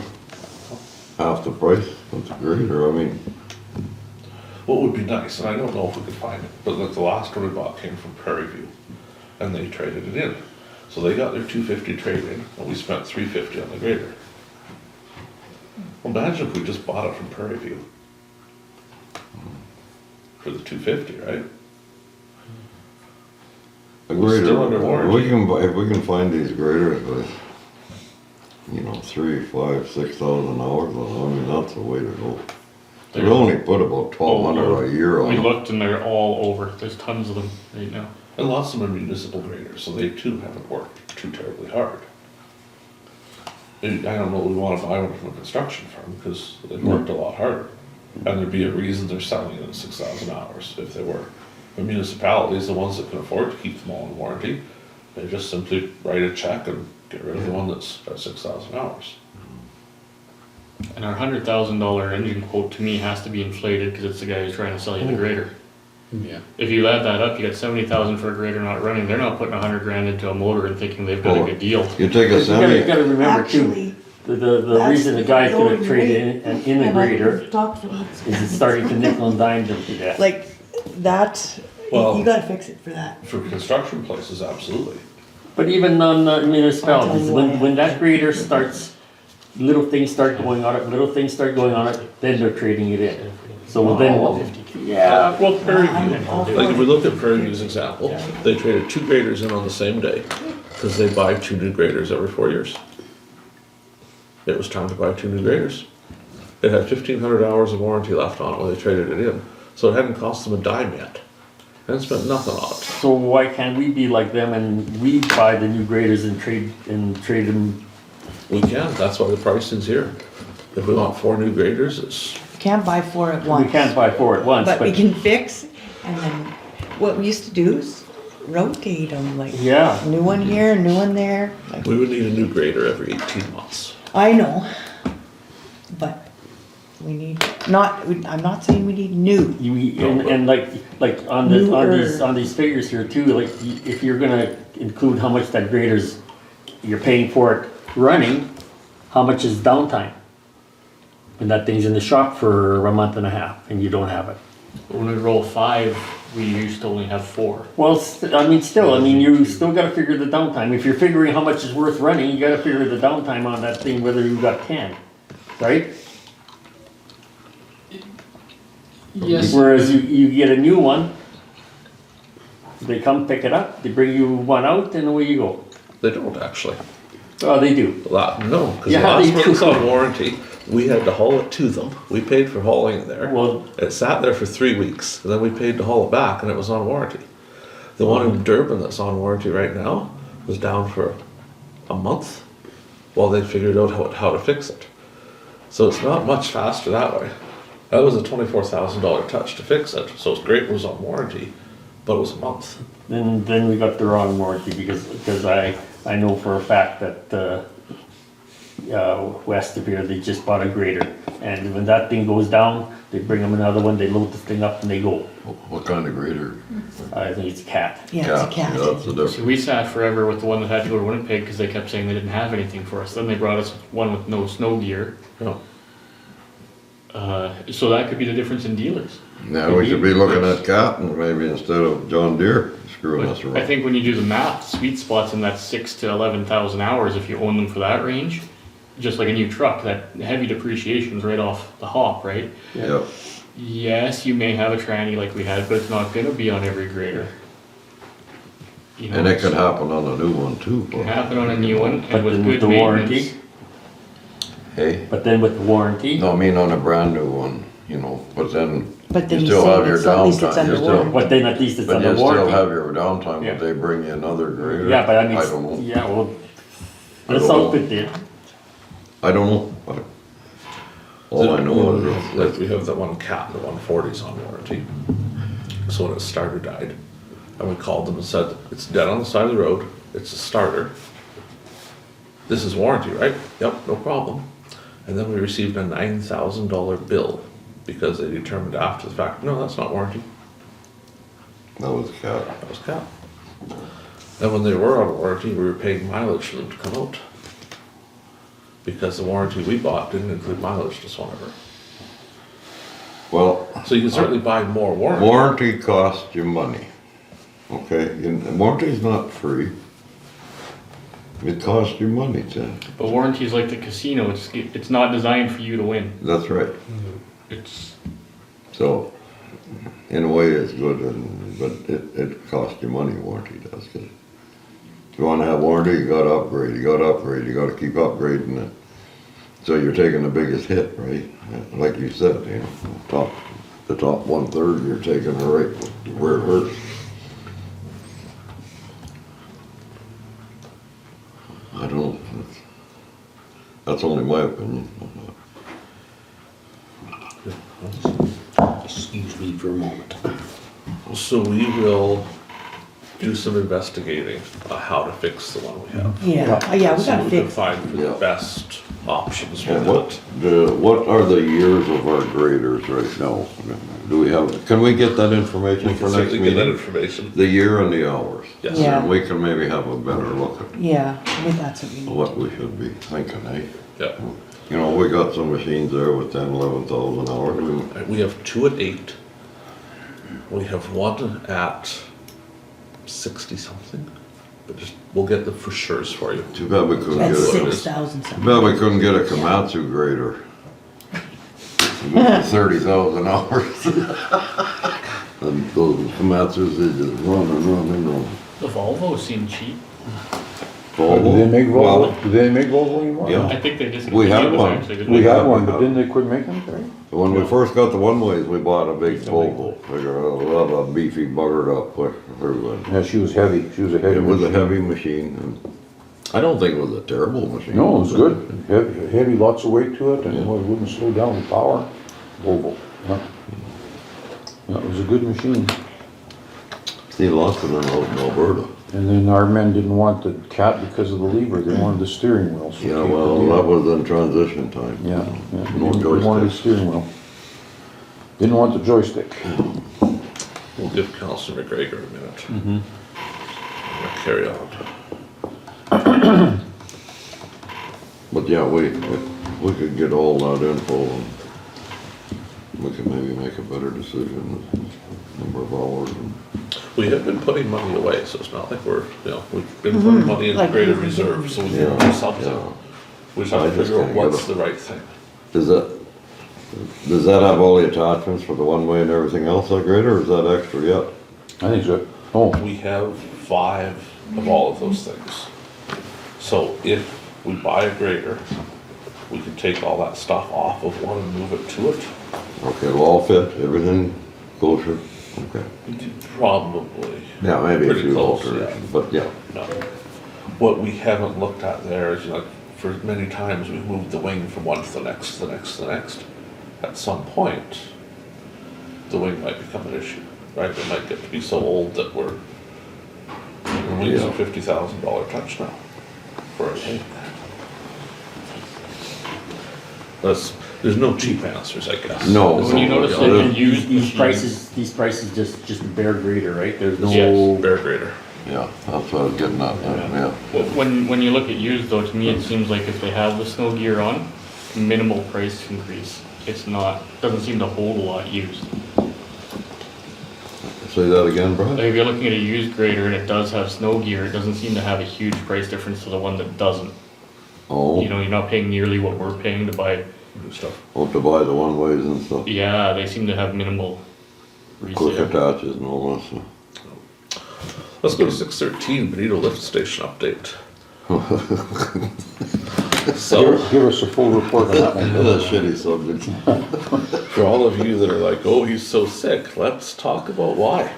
You weren't supposed to drink it. Yeah, I tried not to. keep your hands out of your mouth. So you'll remember a week and a half ago, a nice Friday night where it was minus 38 degrees. I went home a little early because it was so cold that I said to my wife, I plugged the van in. Because dear, this is the kind of night somebody calls me from Swan Valley West for something.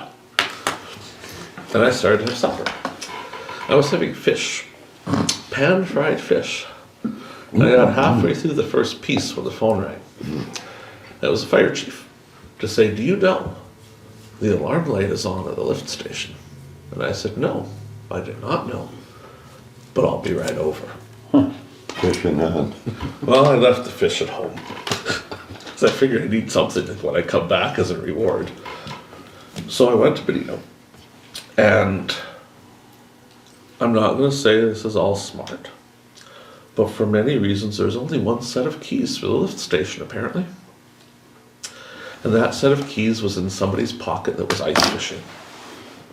So there were no keys to get into the lift station at that time. So I did go to the shop, and I picked up every key that was in the shop, and some bolt cutters. I went back to the lift station, I tried keys until my fingers were numb. At that point, I cut the locks off. Because it was time to get in. Because the alarm light was on. So we've got about a 40-foot lift station sump there. We had maybe 13 feet of freeboard left. So at that point, everything was full. Every pipe in that town was full already. I was sure we must be flooding basements by then, but we've had no reports of basement flooding. So I turned the pumps on manually. The moment I turned them on, they went back to automatic mode perfectly fine because the floats had not been cleaned.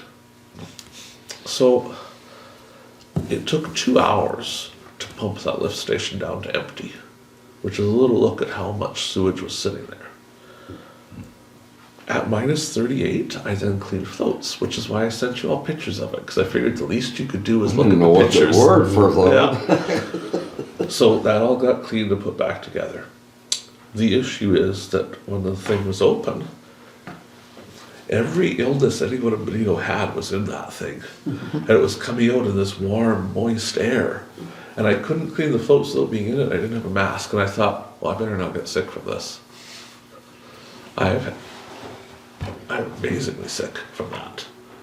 So if we ever do it again, we should wear a mask. Because it'd probably save a whole lot of trouble. But we did not flood any basements that we know of. And life is good. We will work harder on having the staff ensure they're actually cleaning the floats on schedule. It appears the floats haven't Excuse me, been... but didn't you and Chris do that here not too long ago? Yes, that was the last time it was done. So I guess Chris never passed that knowledge on when he stopped doing that job. So nobody's been doing it since then. Isn't that October? Would have thought it was August, September. It was warmer, yeah. Yeah, It wasn't that terrible long ago. it should be done once a month likely. Oh, So we're gonna start getting some scheduling going on that. On this idea of the light bulb, we need to fix this. Because the fact that a light goes on, and that's it, Yeah, how do you know? You're not driving by it, you're not gonna see it. until someone sees it. And they call Jeff because they didn't know who else to call. And so Jeff called me because he didn't know who else to call. So I've looked into it some more. I know we've talked about building that tower in Benito and stuff. But that's not done. There is a version of it that would work without building a tower, so it costs us about $1,000 to make it so the thing calls us when it's in trouble. I think we should probably just do that, because it's cheaper than one basement. You know, we can't afford to be flooding basements with that stuff. So I've got the stuff, we're figuring out exactly which parts we need to get it done. And get it so we have some sort of alarm system there. And just phone somebody or? Probably a lot of us. I think we'll give it 3 or 4 phone numbers and it can just call us all and somebody will figure it out. So, now the good news is, when I cut all the locks off, it was an excellent time for us to put new locks on. So these are our new Swan Valley West padlocks, which are quite nice. Those are nice. So this is the landfill lock, and this is the landfill lock key. And this key opens only this padlock. So if we have people like Benito meets that need to get into the landfill, but only the landfill, they get that key. But the rest of us, find the keys here. This is almost a third of the keys that you require to get into things in Swan Valley West right now. These are the ones that are important enough to carry them with me. But this particular key is a public works key. If I get the right one here, I think this is it. So public works key also opens padlock. So the public works can carry one key. So in the boxes we have the doorknobs, the padlocks, to slowly replace all of that with them carrying a key. The other neat part about these locks is they're the same as the school version uses. So if you need to change the lock, that key takes it out, you put the next one in, and now it's a different lock. Huh. So it's a very nice system, same as what schools use for all their schools. And we're gonna get away from all of this to actually having the right keys to the right people. So they each have access to what they should have. And only what they should have. Which would be pretty neat. So the lift station was the first place to get them. But over the next month or two, we'll roll them all Can in. you still cut those with a bolt cutter? I think you probably can, just in case. Take a torch with you. It's a pretty neat setup, so a little bit of good news came from that. That's pretty neat. Yeah. So we have now the keys. There's 4 kinds of keys. There's public works keys, which are good for everything except water and administration. So there's also a water key. So people that shouldn't be into water don't have the ability to get into the water plant. And then there's an administration key that gets into the office. So public works can't get into the office unless they're supposed to, and then they have that key. Kristi has a key that gets into all of them. So it should be. Yeah. So she only has to carry 1 key still, but Chad has actually 2 keys. He's got a water key and a public works key, but he doesn't have the keys to come through all of this. So the 4th key is like a special key that only the CAO can get into. So if you have like a vault or something, it's made for that. So anyway, we will get into this, getting that alarm working, because this can't go on. So, just to get clear, like this to get into the door here, you don't need it because you just got the code, right? But Yeah. not everything you're talking about is a padlock, it's not a door set. These things fit doors. The little piece inside can Yeah. go in the door, okay. So there's doorknobs in there. There's even ones for the glass doors to fix them. We don't even have a key for the front door here anymore. So we will have when we do this. So you can actually come in the front if you need to. But yeah, we'll just slowly upgrade. Because the last 2 years I've been here, we've bought like enough doorknobs to do half the place anyway. Because every time a key's not working, somebody just gets a new doorknob. Instead of us ever fixing it. What was the initial cost of all this? So these are about $20 with the padlock, with the logo on them. The doorknobs are anywhere from 50 to 80. The doorknobs, there's a few versions of them. So there's always locked ones, that even with a key you can't leave it unlocked. So things like the water plant and the little well site, you can use a key to get in, but if the door closes, it's locked again. There's other ones that you can use a key to unlock it. So if you have a key, you can leave it unlocked, but there aren't any that you can just unlock without a key, because we're finding a lot of shops are being left open during the day and such. Oh, yeah, so it's better that they lock. And, you know, we all go away for 8 hours. Yeah. So some of those should be locks that always lock, Yeah. just to make sure that, Interesting stuff, I didn't know they had Added that. security, yeah, for sure. let's move on to 614, CMHA. So some interesting times here. I have attached a copy of the CMHA banned person list.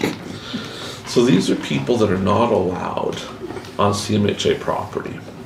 It's people like Lawrence Taylor, a whole bunch of very bad people. Just be- You get down to number 6 from the bottom on How the come left you're side. Hey, should this be in camera or no? Oh no. Oh, no, no, I don't think so. Number 6 from the bottom on the left Yeah. side. So it seems that CMHA has seen fit to ban the Reeve from all CMHA property. Because I would assume we had a little disagreement on what CMHA's role should be in the community, and we've said some things at council. Not to be outdone, Merle de Burick was also banned from all CMHA property. Not funny. So tonight, I invited Mr. Wigley to attend council to have a discussion about why he thought this was appropriate, but Mr. Wigley declined. He is out of town. He won't be available for several weeks, but he could maybe come see us sometime in February.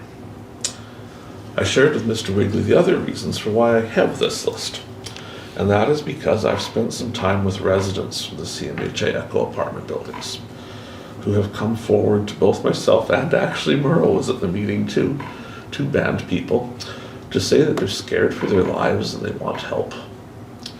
They say that CMHA has made changes to their apartment buildings where they are putting people into the buildings that no longer have to be substance free. When at one time to live there you had to not be on drugs or alcohol, but they've changed that rule.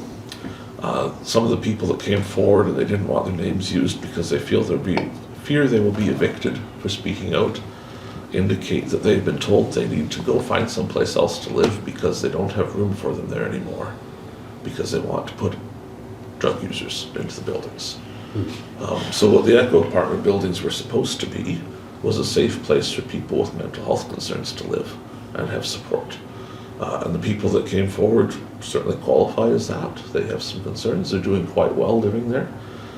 They're scared. They say they can't leave the doors unlocked anymore. They used to travel around between apartments there, but they can't do that. A lot of their fear comes from the people that are now hanging around the building with drugs, to sell drugs to people that are in the building. There's also a fire at the building, and I don't know if you folks know there was a fire, but be a couple weeks ago now there was a fire there. Sorry, need water. During the fire, an individual had gained entry to the building and had begun living in the electrical room. So he had personal belongings in the electrical room, food in the electrical room, and drugs in the electrical room. While he was in the electrical room, he started a fire and lit the place on fire. So the fire department came from the automated alarm. The building residents called for help to the CMHA 24-hour call number, which was not answered. That was around midnight. They kept calling desperately. As you can imagine, people with mental concerns would be very upset. It was 6 a.m. the next morning before CMHA would answer the phone for the 24-hour helpline.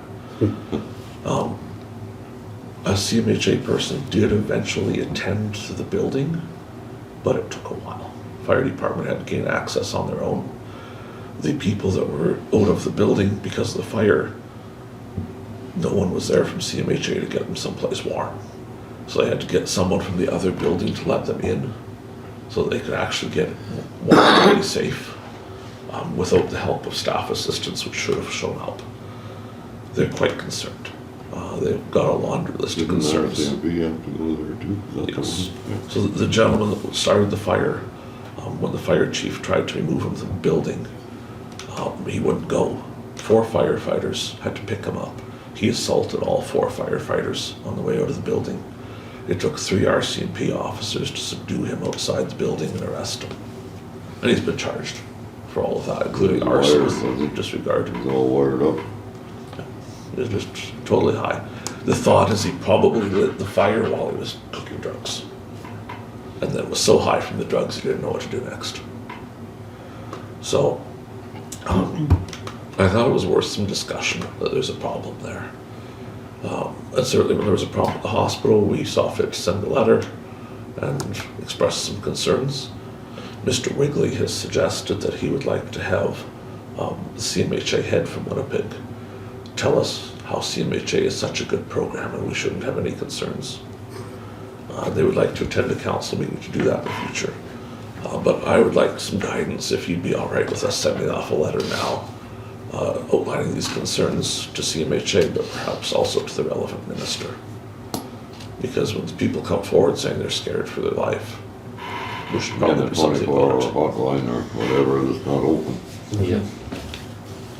I sometimes give a younger guy a ride home from our bowling, and he lives over there, and he asks me to wait in my car till he sees that I see him go in his apartment. He's scared, and I'm scared to take him there, but I'm scareder to let him go there by himself. Which place is it? It's behind the extra foods there, Echo apartment. Oh, over there, yeah, I know. So I agree. I would like to send a letter. Yeah. Okay.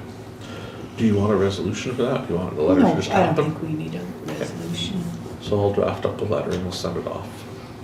You gotta be aware of what's going on. Well, we have to protect the vulnerable people too. Where are they supposed to live? Well, Wiggly might not tell anybody, right? I mean, CMHA seems to have been, as of late, catering more to the homeless drug crowd than to the mental health concerns, which is kind of a departure for them from what they used to always do. what does that stand for, the Canadian Mental Health Association. association? Okay, we'll leave it there. I may go tomorrow and just put one foot into their property to see if I get arrested, just for fun, because Be very, very quiet. the ban list is funny because someone from CMHA found out that they had a copy of the ban list. They give it to everybody there. But one of them said, well, I'm going to show this to them. And they're like, absolutely not. Do not tell them they're banned. Oh, yeah. What's the point of banning us if you don't tell us they're banned? 6:15, roads closed for winter. So you may have detected a bit of a theme here tonight. The public works sometimes is having opinions. So there are some roads, Mr. Kushniryk is going to discuss one shortly, that I know this is the third time now for this discussion. Public Works wishes to close some roads. And we're suggesting that they shouldn't arbitrarily close roads because it's a big deal to close roads in the winter. So one particular road is a road that didn't have any ridging done, and miraculously now has blown in because it wasn't ridged. Because for months we've been hearing, oh, we should just close that road because they could just go a different way to get to town. So, do you want to start us off with the road and tell us your concerns about it? Goodness, I think that's Road 158, if I'm not mistaken.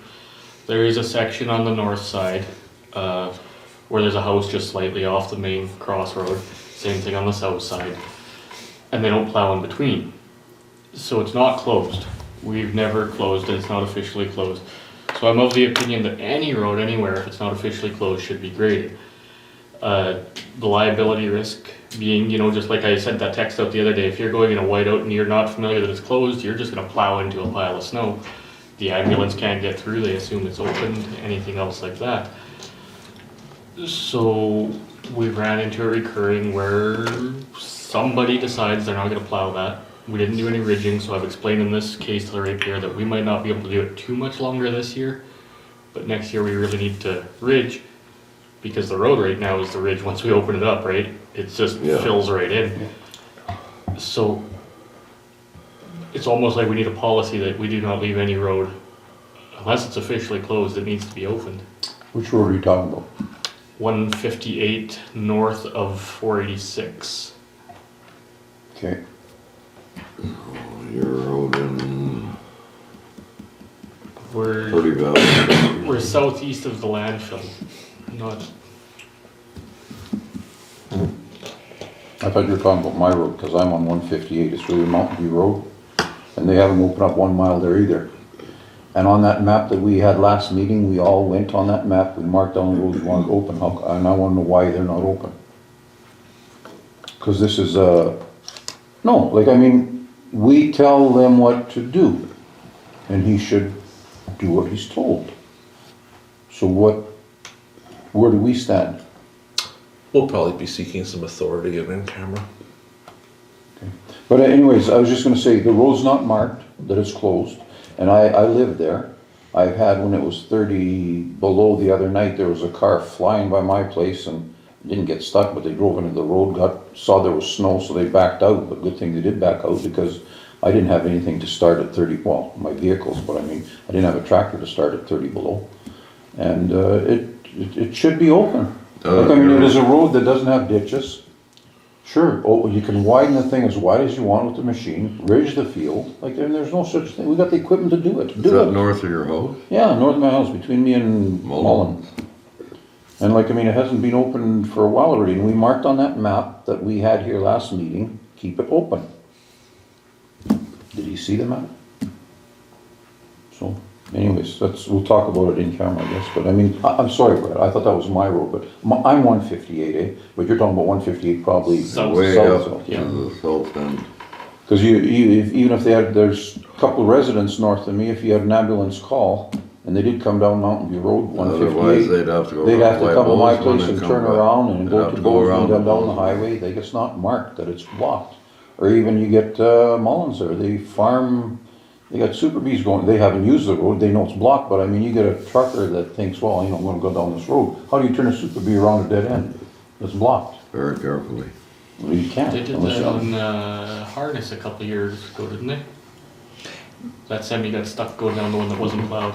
Yeah, it wasn't always semi either, people just were driving down it. Yeah. So it's very important if we actually close a road, like when we Mark close it one, closed. we have to notify 911. We have to notify the ambulance folks, Exactly. and we have to notify the RCMP, because then they update their maps to show that it's closed, because then when they get a call, it shows closed and they go around, rather than just show up and can't get through and can't figure out another route. So it's kind of a big deal. And we also need to put up some barricades, because if we have just a snowbank, which again, we do have on some roads, you come driving along and you hit a snowbank, that's our problem. Or like where Brian lives, right at the highway, you'd have to put a sign up, road closed ahead. Yeah. Or something like that. Yeah, Yeah. you have to. Yeah, you can't just Back put in the the sign next- up where it's closed. Well, no, all of a sudden you're into the checkerboard. I mean, but, Yeah. you know. But it's been open for 30 years, I don't know all of a sudden why we have to close it. That's the concern that we're sharing here. Like, there's been roads that forever we haven't opened. And we kind of understand those ones, right? There's some of the hills that we don't Yeah. do, I get it. Exactly. But why this year is it so different that, oh, we need to do all these, and some of those roads were opening that we never used to open, but now it's like, well, we'll close this one, and close this one, and close this one, and we're feeling some pressure of, we don't think we should be saying yes to those requests, No. because we're not sure the reasons for not opening them or anything other than, well, we don't feel like it. Well, I don't feel like doing a lot of things every day either, but I still have to do them. Well, Those machines now with those one-ways, they go what, 20 mile an hour, 25 mile an hour, they can open up a road in no time at all. Like, I mean, why? It's not that they're struggling at opening a road. A few minutes, they. no comment, Brian. No comment. Okay, so our takeaways from this will be that if we're going to close the road, we will do it properly. But otherwise, we're expecting it to be open, Yeah. Should be a decision at this table, not okay? elsewhere. So would it please the council that we will not authorize one to be closed without communicating with you first and getting you to weigh in? Yes. Because we can easily text everybody if something comes up and say, here's the issue, here's the road, what do you think? Would that be suitable? Well, as long as we make the decision here and it's not made elsewhere. Okay. We will make that happen.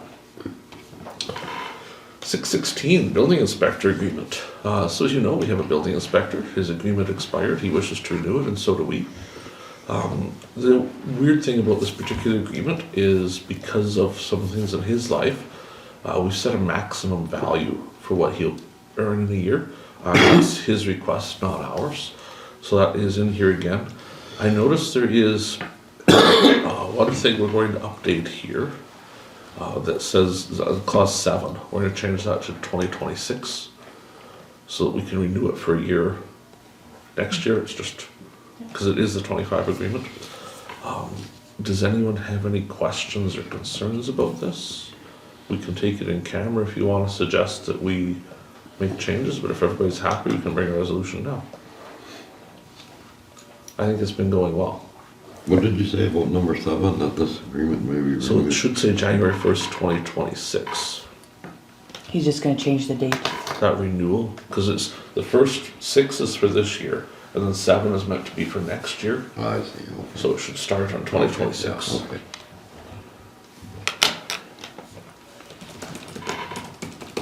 No, I don't have any problem with it, as long as he's happy with it. Yeah.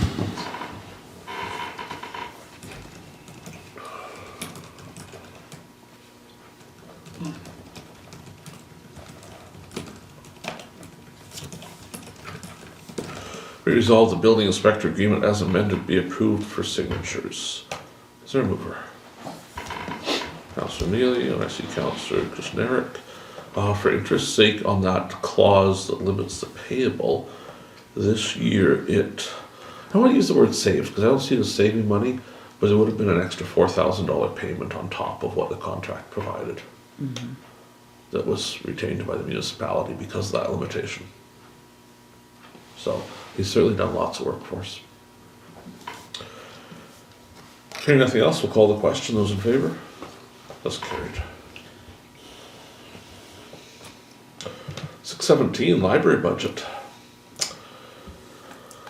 Be it resolved, the library budget for 2025 be approved. Is there a mover? Councillor McGregor and Councillor Kushniryk, a copy of the budget is attached. There's been some changes. Councillor McGregor's probably got a little smile on his face because there's been some good changes to the budget. So this budget represents a 0% increase to the town or the municipality, which I think is appropriate given where the library is at. It also cuts staff time from Swan River and redirects that money to collection, to children's programming, to some building maintenance, to a variety of good things. So the library board found unanimous approval for this after some lengthy discussions and has already started implementing these changes. So it doesn't make any dollar difference for us compared to last year. Makes quite a bit of difference to some of the children's programming and such at the library. So it should end up offering much better service. It also extends the hours a little bit, so we'll start to see some Friday evenings. Extends the hours but cuts down the numbers. Yeah, that's correct. Thank you. Yes, so there's fewer people working at a time. And they were maybe struggling with how to make a schedule for that, so a schedule was made for them That's good. to help them out with how to have the right number of people there at each time. So I think that's all good. Any questions or discussion on the budget for the library? There's some more library talk to come in my report later, but this is the budget part of it. So we'll call the question. Those in favor? That's carried. And look at us, first meeting of the year, and we've already got some of the budget out of the way. 618, office staffing update. So as you know, Debbie retired at the end of December. We had cake, because there should be cake when there's a reason for a party. So we had some wonderful cake. But it had stuffing in it, some sort of Venetian cream. Yeah, it was good. I wasn't invited. Yeah, thanks a lot. You should ask me, we'll have to get 2 cakes if you're all gonna come though. So we eat almost one by ourselves. So that's the good news. Here's the bad news. We don't yet have a replacement for her. That one girl that was supposed to come and look around or check the place out never came. Didn't be interested. So it's causing us some staffing issues that you should be aware of. We are at the moment not leaving the door unlocked if there's not 2 people in this office. We think that you're probably in agreement with that. Yeah. So depending on the day, before I was so sick, if I had some time, I'd come spend some time here and work on some things here. So we had 2 people. Our finance officer was to be back the 1st of January, but her doctor ordered her away from work for 2 more weeks. So we've been short on people. There's been some hours we haven't been here the whole time. So we've been letting people call us if they're outside, and if they call, then we go let them in. But it hasn't been necessarily the level of service we'd like to offer. So we're doing the best we can, but there's been a lot of times Kristi's been left here alone. Which, when we have 4 people should be in the office, and you're down to 1, you can see that there's gonna be some troubles with getting everything done on time. So, I just wanna make sure you're aware of that. We have the ad running again, looking for people to try and fill that hole. And once the finance officer's back full-time, that'll help a lot too. But we still need that person to be there, because as it is now, either the CIO or the finance officer has to stop what they're doing and go help someone at the counter, which isn't always the greatest.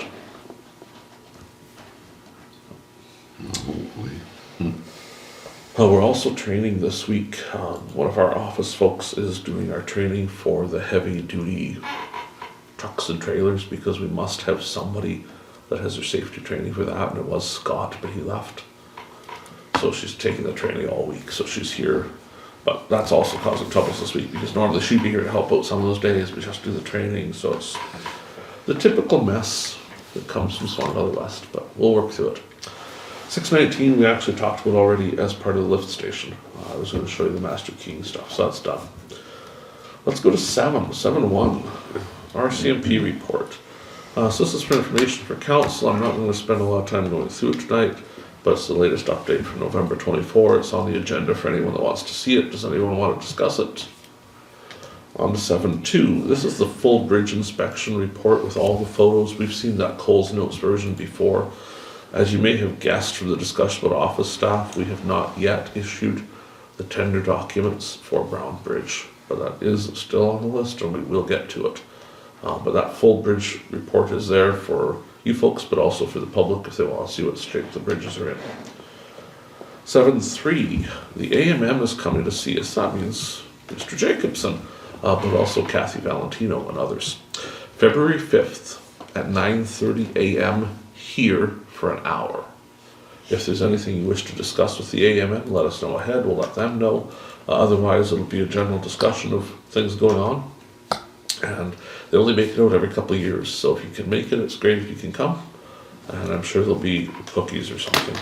No, not usually. No? Nope, I was at the Really? last one, February 5th is, Unless we bring them. Wednesday. because they come here, so we gotta have. You got the kids dropped off Oh, already? yeah, don't bring yeah, us 9 in. o'clock, 9 o'clock, I'm free.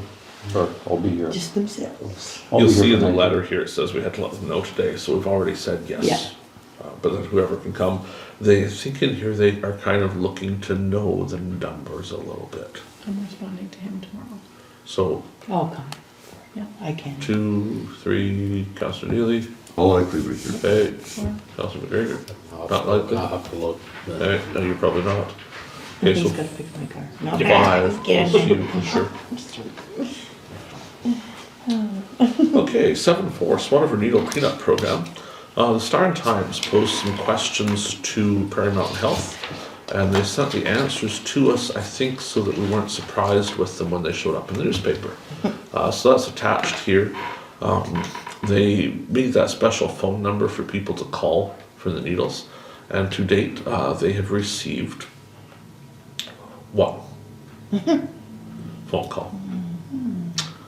So that's attached there for your information. I'm sure there'll be if there hasn't, there probably already has been a big write-up in the Star Times. I'm behind on reading the paper, but that's the information that was provided to the media, so it was provided to council so that you would have it as well. On that topic, the G8 meeting at Minitonas. tonight? Is it tonight? No, Was supposed to it's be. supposed to be.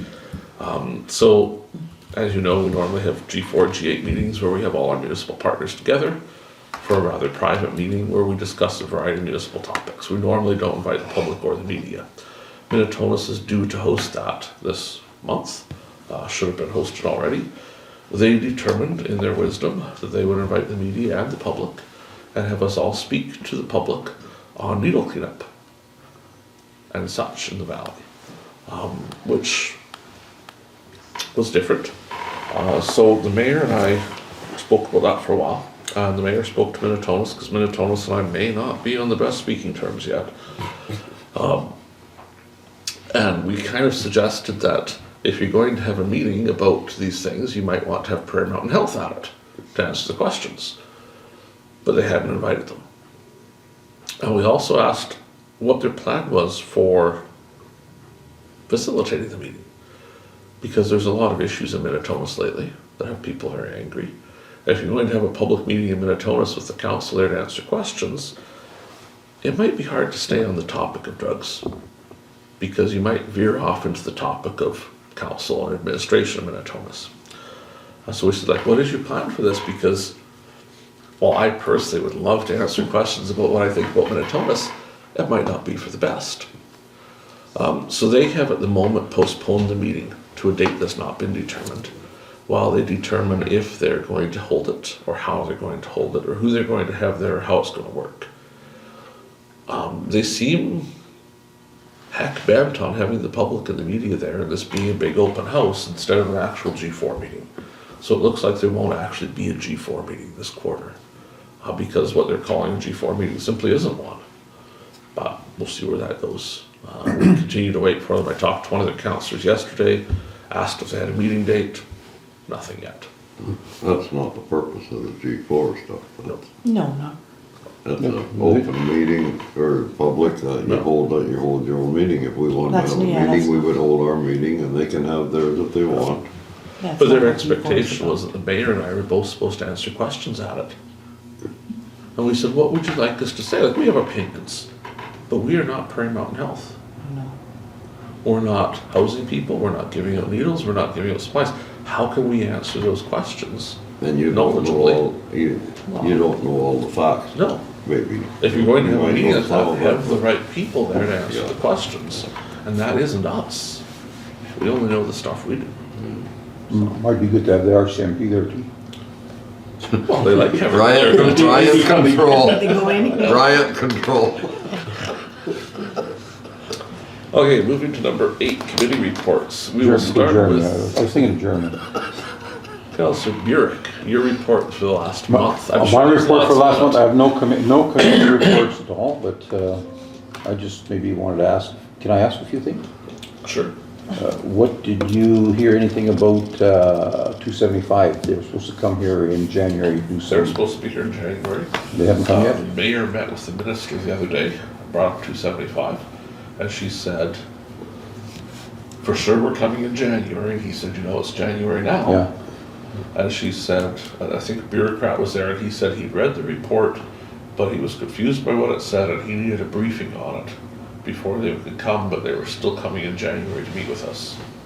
I can't see they'll be here in January, because it's pretty late now, but we'll see. okay. He got what I got, which is they're looking to expropriate land for Yeah. drain, That should be, which could be entertaining, yeah, but the road needs to be fixed, Yes. so whatever it takes to See, fix the road. that came across this table years ago, and we weren't willing to take a bite out of that apple. Yeah. Now, provincial government's a little different. Did you hear anything about, we requested lighting for 49 Highway and 83 from Hydro? Or Or anything, I did send a Yeah, letter. nothing, no response? We should get a written response at some point. Yeah. I'll have it here for you, but nothing's come. And one thing just top of my head, I asked you to come up with a recap of 2024. Are you started on that yet, or is it completed yet, or is it ready for edit and ready to be mailed out? And Postage costs too much, Brian. No doubt. So give me some clarification of what we want to do here. Because to date, I have been, as a personal, I'm the Reeve campaigning thing, sending out those little booklets. I said that it'd be the RM doing it, Well, municipality doing it, yeah. This is what I want clarification. Are we really doing it as a municipality? Yes, that's what I feel anyways, as a municipality, we should let the ratepayers know what, A newsletter type a thing? newsletter, recap of 2024 and our 2025, What, have we got anything to talk about? well, many things, So, many things to talk about, I mean, if they're, so speaking on his behalf, because it's probably awkward for him, you're asking him to do for us what he did for himself. well, he did an excellent job of that, yeah, excellent job with that newsletter that went out last time. So Swan Valley West has never sent out a newsletter. No, but the one that you did, I know. I have personally made a thing, which is part of my campaign strategy, Yeah. which I pay for on my own. But because I do that, I've never brought it here and said, hey, let's all have ideas and edit it. And it's very much, this is how I feel, not how we feel. So that's why I want that clarification. If we're wanting to then do it as Swan Valley West, we can do that. But it's gonna need to come here and we're all gonna need to go through it and agree on it and make it something that we all say we instead of I. Then it's gonna be a thin booklet. Oh, Page. Now, the second part, I spent a day at Ski Hill over Christmas vacation watching people ski, and I wrote the entire book. So it is written. But I need that clarification of what is it you actually want? Because if it's Bill doing a book and paying for it, it's almost ready to go. If it's Swan Valley West doing this as a newsletter, it needs to come here and needs to have everybody's input on it. well, what if we go this way? If it's done already, you wrote it up, and we just pay for it. No, you cannot pay for it because it says I instead of we. So what, do you want us to edit it? Not particularly, because I prefer this to be 3 to 6 months of editing. Get it done. So if you just drop the topic, he will do what he intended to do, Just let him do and what you he will see the does. newsletter come out. And you'll say that was And- well written, Bill. And if you be disagree on with that. him, you could say, that's Bill's point of view. I don't I'll know. take the paragraph out that says the deputy Reeve doesn't know what he's doing. You whining about Ward 6. Most of us are gonna vote to leave that in. Yeah.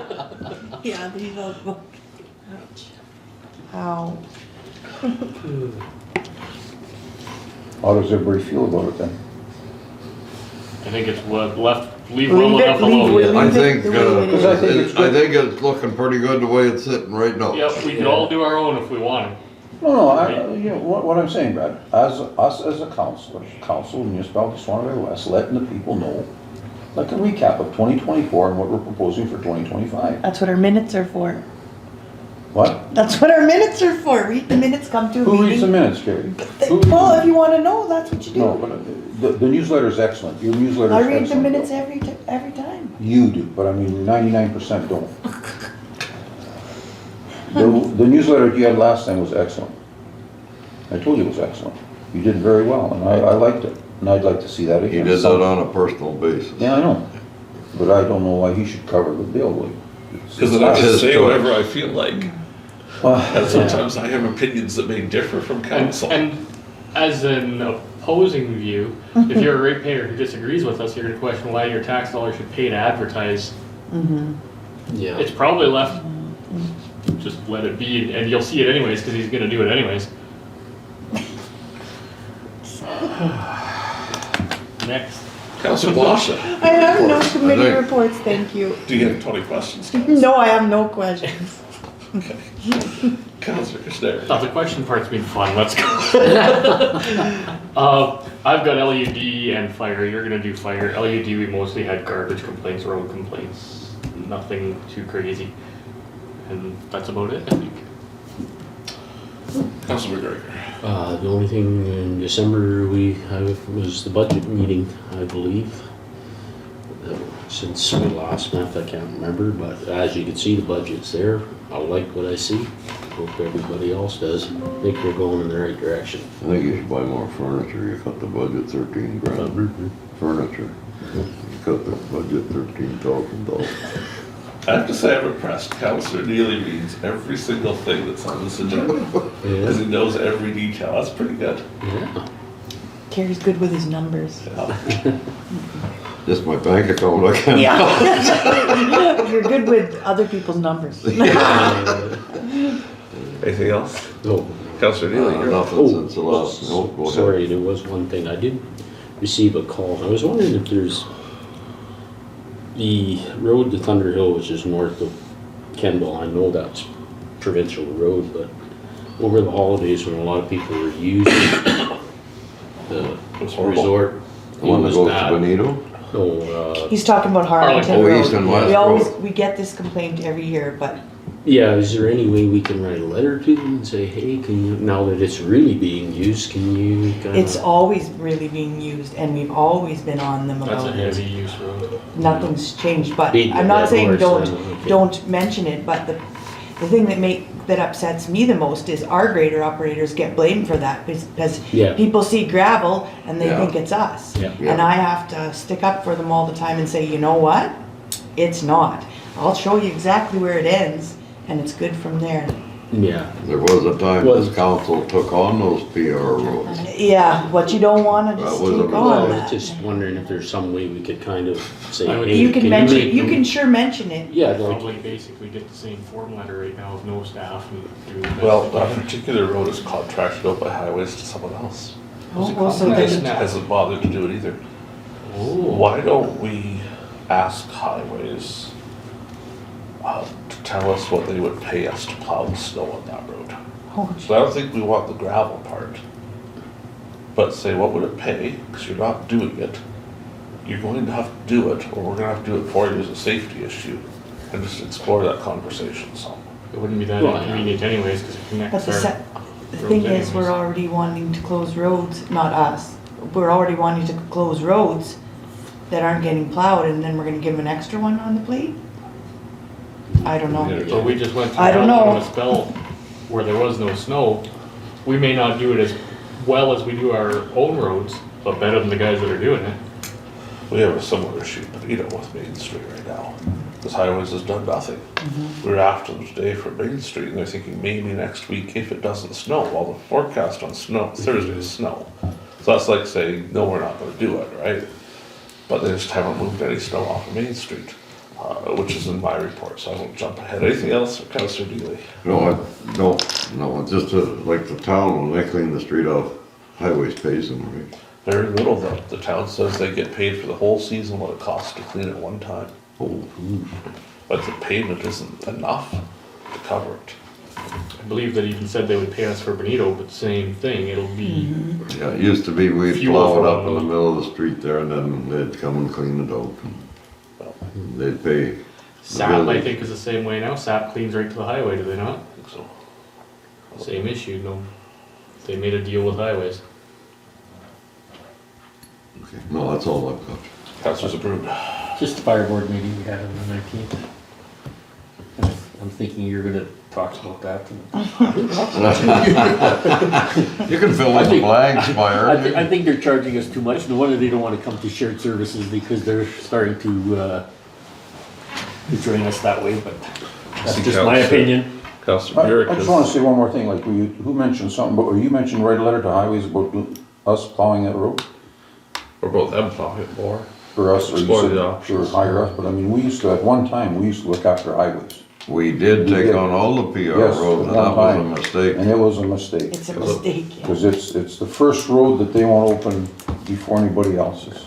I remember we did Whitefish, I had to do Whitefish Yeah, Lake We before. did all, Really? All, yeah, and it was a we headache. did Earl's Road. It was a headache. No, it was a, I mean, they paid us to do it, but I mean, Yeah. That wasn't a money-making. no, road. and it wasn't Well, a maybe money. we'll word it a little differently. Oh, it's not a and say money-making that situation. No. because of the safety issue, we're gonna start billing you our normal rates for it if you don't do it yourself. Back in the day, we were doing the grading and the snow plowing, we were doing Yeah. all of it. Well, and that road needs to be done well anyway. You could have a broken leg up there and any day. yeah, exactly. Like the ambulance needs to be able to get up And there. anybody coming from the north is gonna. But, and go that it way. is, I agree, it's not in good shape. Okay, well, if we can't resist it anymore, I'll start into my report. Isn't your throat? So it is, it's getting really bad.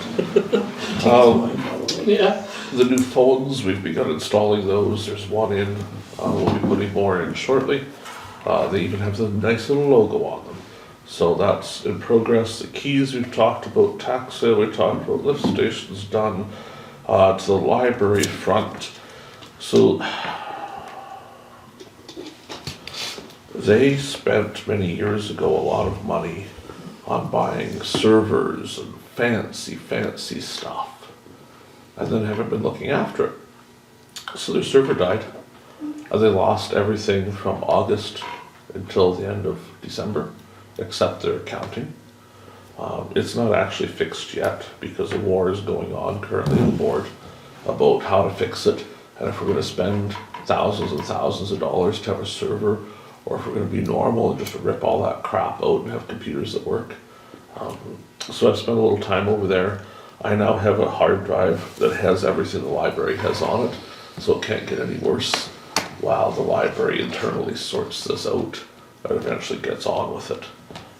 But it's a good reminder, we happen to have the same setup here that was sold to the library.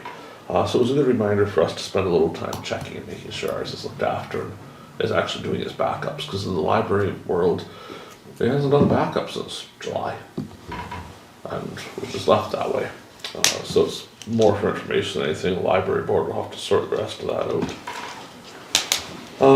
There's some stuff going on at Benito Library. It was entertaining, but much the same. They freaked out because their computer stopped one day and then they wouldn't push the button to turn it on. The things that happen.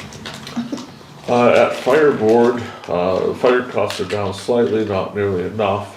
It's interesting what you mentioned about shared services. The mayor poked me a month or two ago about shared services. Well, what are we doing about it? And I said, nothing. We're still waiting for you guys. And we've still heard nothing. So we're now over a year. I think we're a year now since we last met with them about shared services. So we paid them nothing for last year.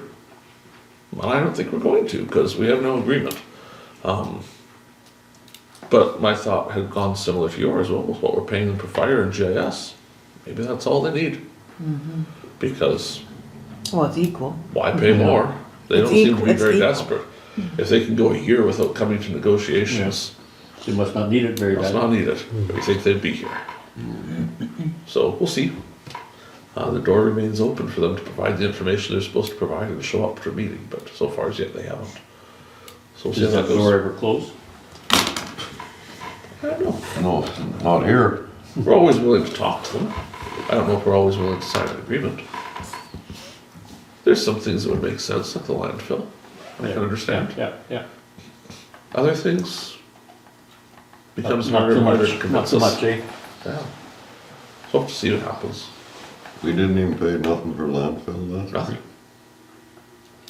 Well, what they're charging our residents to take a few bags of garbage, I don't think we should. Well, it's $9 minimum. Yeah. Yeah. Take Yeah. one bag of garbage, $9. Well, I know, that's what I mean, what they're charging for 2 bags of garbage. Every I week. have no idea why they don't want to negotiate a new agreement. Because why would you leave that money on the table for landfill? Surely we'd pay something for landfill, but Yeah, well, I it used guess- to be what, 80,000, 90,000 a year or something?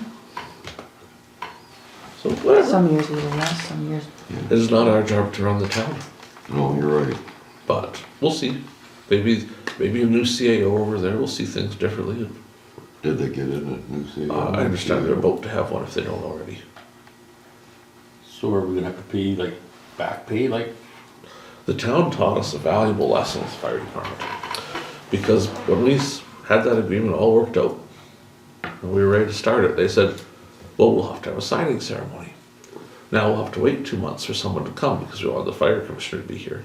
And when we signed the agreement, had we gone back to the day that we'd passed our resolutions, we would have saved some money. And the town said, no, we don't start the new billing until the day it was signed. There's no backdating. And so we paid them extra. We got a couple free months. And now that we've got a year without a shared services agreement, I would suggest what's good for the goose is good for the gander. There's no backdating. When we sign the new agreement, that's when it starts. I like when they teach us lessons like that. Yep.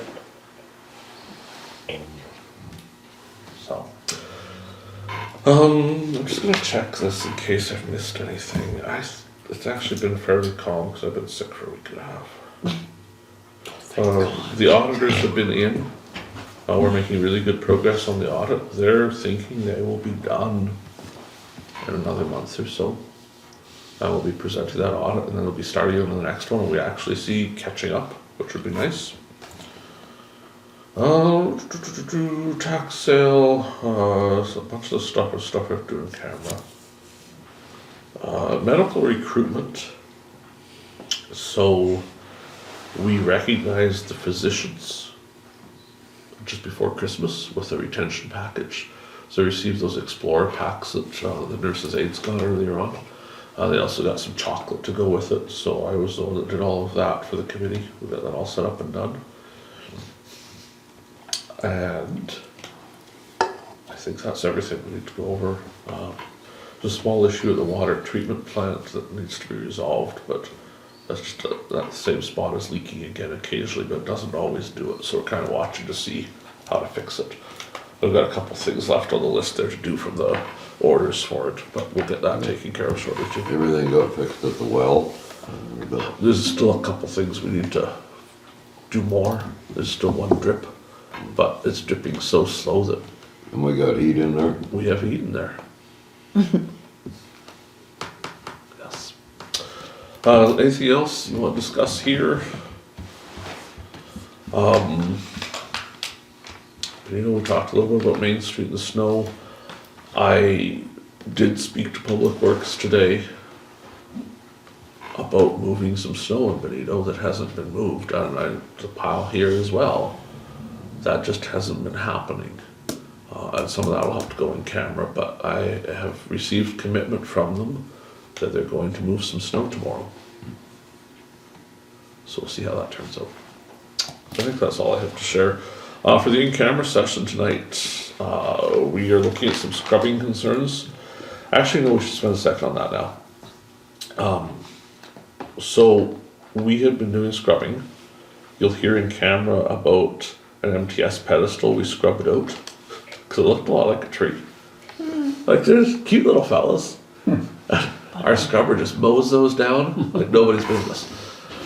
And then you pay MTS to come out and fix it. The bill hasn't come yet, but it will. But we've upset some people when we're scrubbing. So my suggestion is that we consider that before we go scrubbing, we talk to the landowners of the property. What would council's feeling be if we encumbered our public works staff with that responsibility, that you don't go scrub beside somebody's property without first speaking to them about where we're going to scrub? Yeah, well, That's what I did already when we were scrubbing. I don't know, are we talking about a different area than not Ward 6? No, you'd know if it was your area. It's pretty badass. No, but some people get mad because it looks ugly after, but I mean, that's, well, I you gotta had, live with that for a year or so. one year I had them when they were scrubbing up, and it is in Brian's area, because we were all one then. I had to go there, and they actually had scrubbed her fence right off too, so they went Well, too deep, like, so. And some have a favorite tree that they, Well, this was fence posts, oh, so when I went in, it was. Posts aren't she lives bad, a little so when the further wire from gets you, wrapped up in you there. know who it is. There's I went been there a- because he was scared of them. Been a suggestion from Public Works that council should simply say, we measure 33 feet from the center of the road, and we cut it all down, no matter what you think. Well, That may not be the best customer service. yeah, you gotta use a little discrepancy here Yeah, and there. use a good judgment and discretion. So we'll discuss in camera what we did specifically to that one person, but we're gonna maybe give some direction that we don't scrub without first talking to the landowners. Yeah, when you're going well, by especially their, when it's a property involved. when you're going by their yard, I mean, Yeah. you gotta, give a little leeway or use a use little your- common sense. We'll be Yeah, yeah, discussing some customer service issues tonight. There's some specific ones attached, but some bigger picture stuff too. We do have a letter came from the union about 3 p.m. today.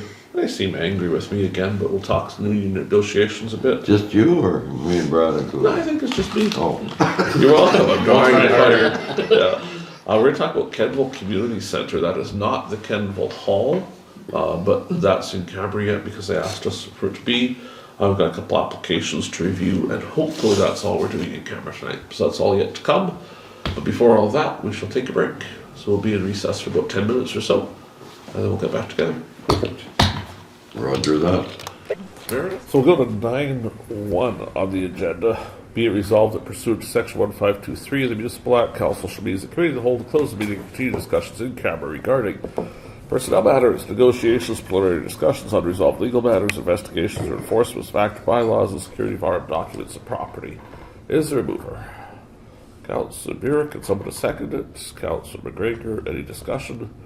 Hearing none, we'll call the question. Those in favor? That is carried. Coming to the in-camera session, we're looking for any resolutions arising from in-camera discussions. Does anybody have anything there? Number 10, notice of motion. Does anyone have a notice of motion to present tonight? Hearing nothing, be it resolved, this meeting shall now adjourn at 10:54 p.m. Be it further resolved, the next meeting is Tuesday, January Oh, I'm sorry, 24th, I think. 28th. 28th, I know what's happening here. 2024 at 7 p.m. 2025 at 7 p.m. is a little better. I read the minutes. Was there anybody wishing to move the resolution? Yes. Councillor Blosha, someone wants to second it. Oh, Councillor Neely. I can I'll make make this that take that longer way. if you like. You beat me by half a second anyway. Record a vote on it? Any Only fair, discussion? we're back and forth on that one. Hearing nothing, those in favor? Yeah, sorry. We are adjourned. Thank you, everyone. If you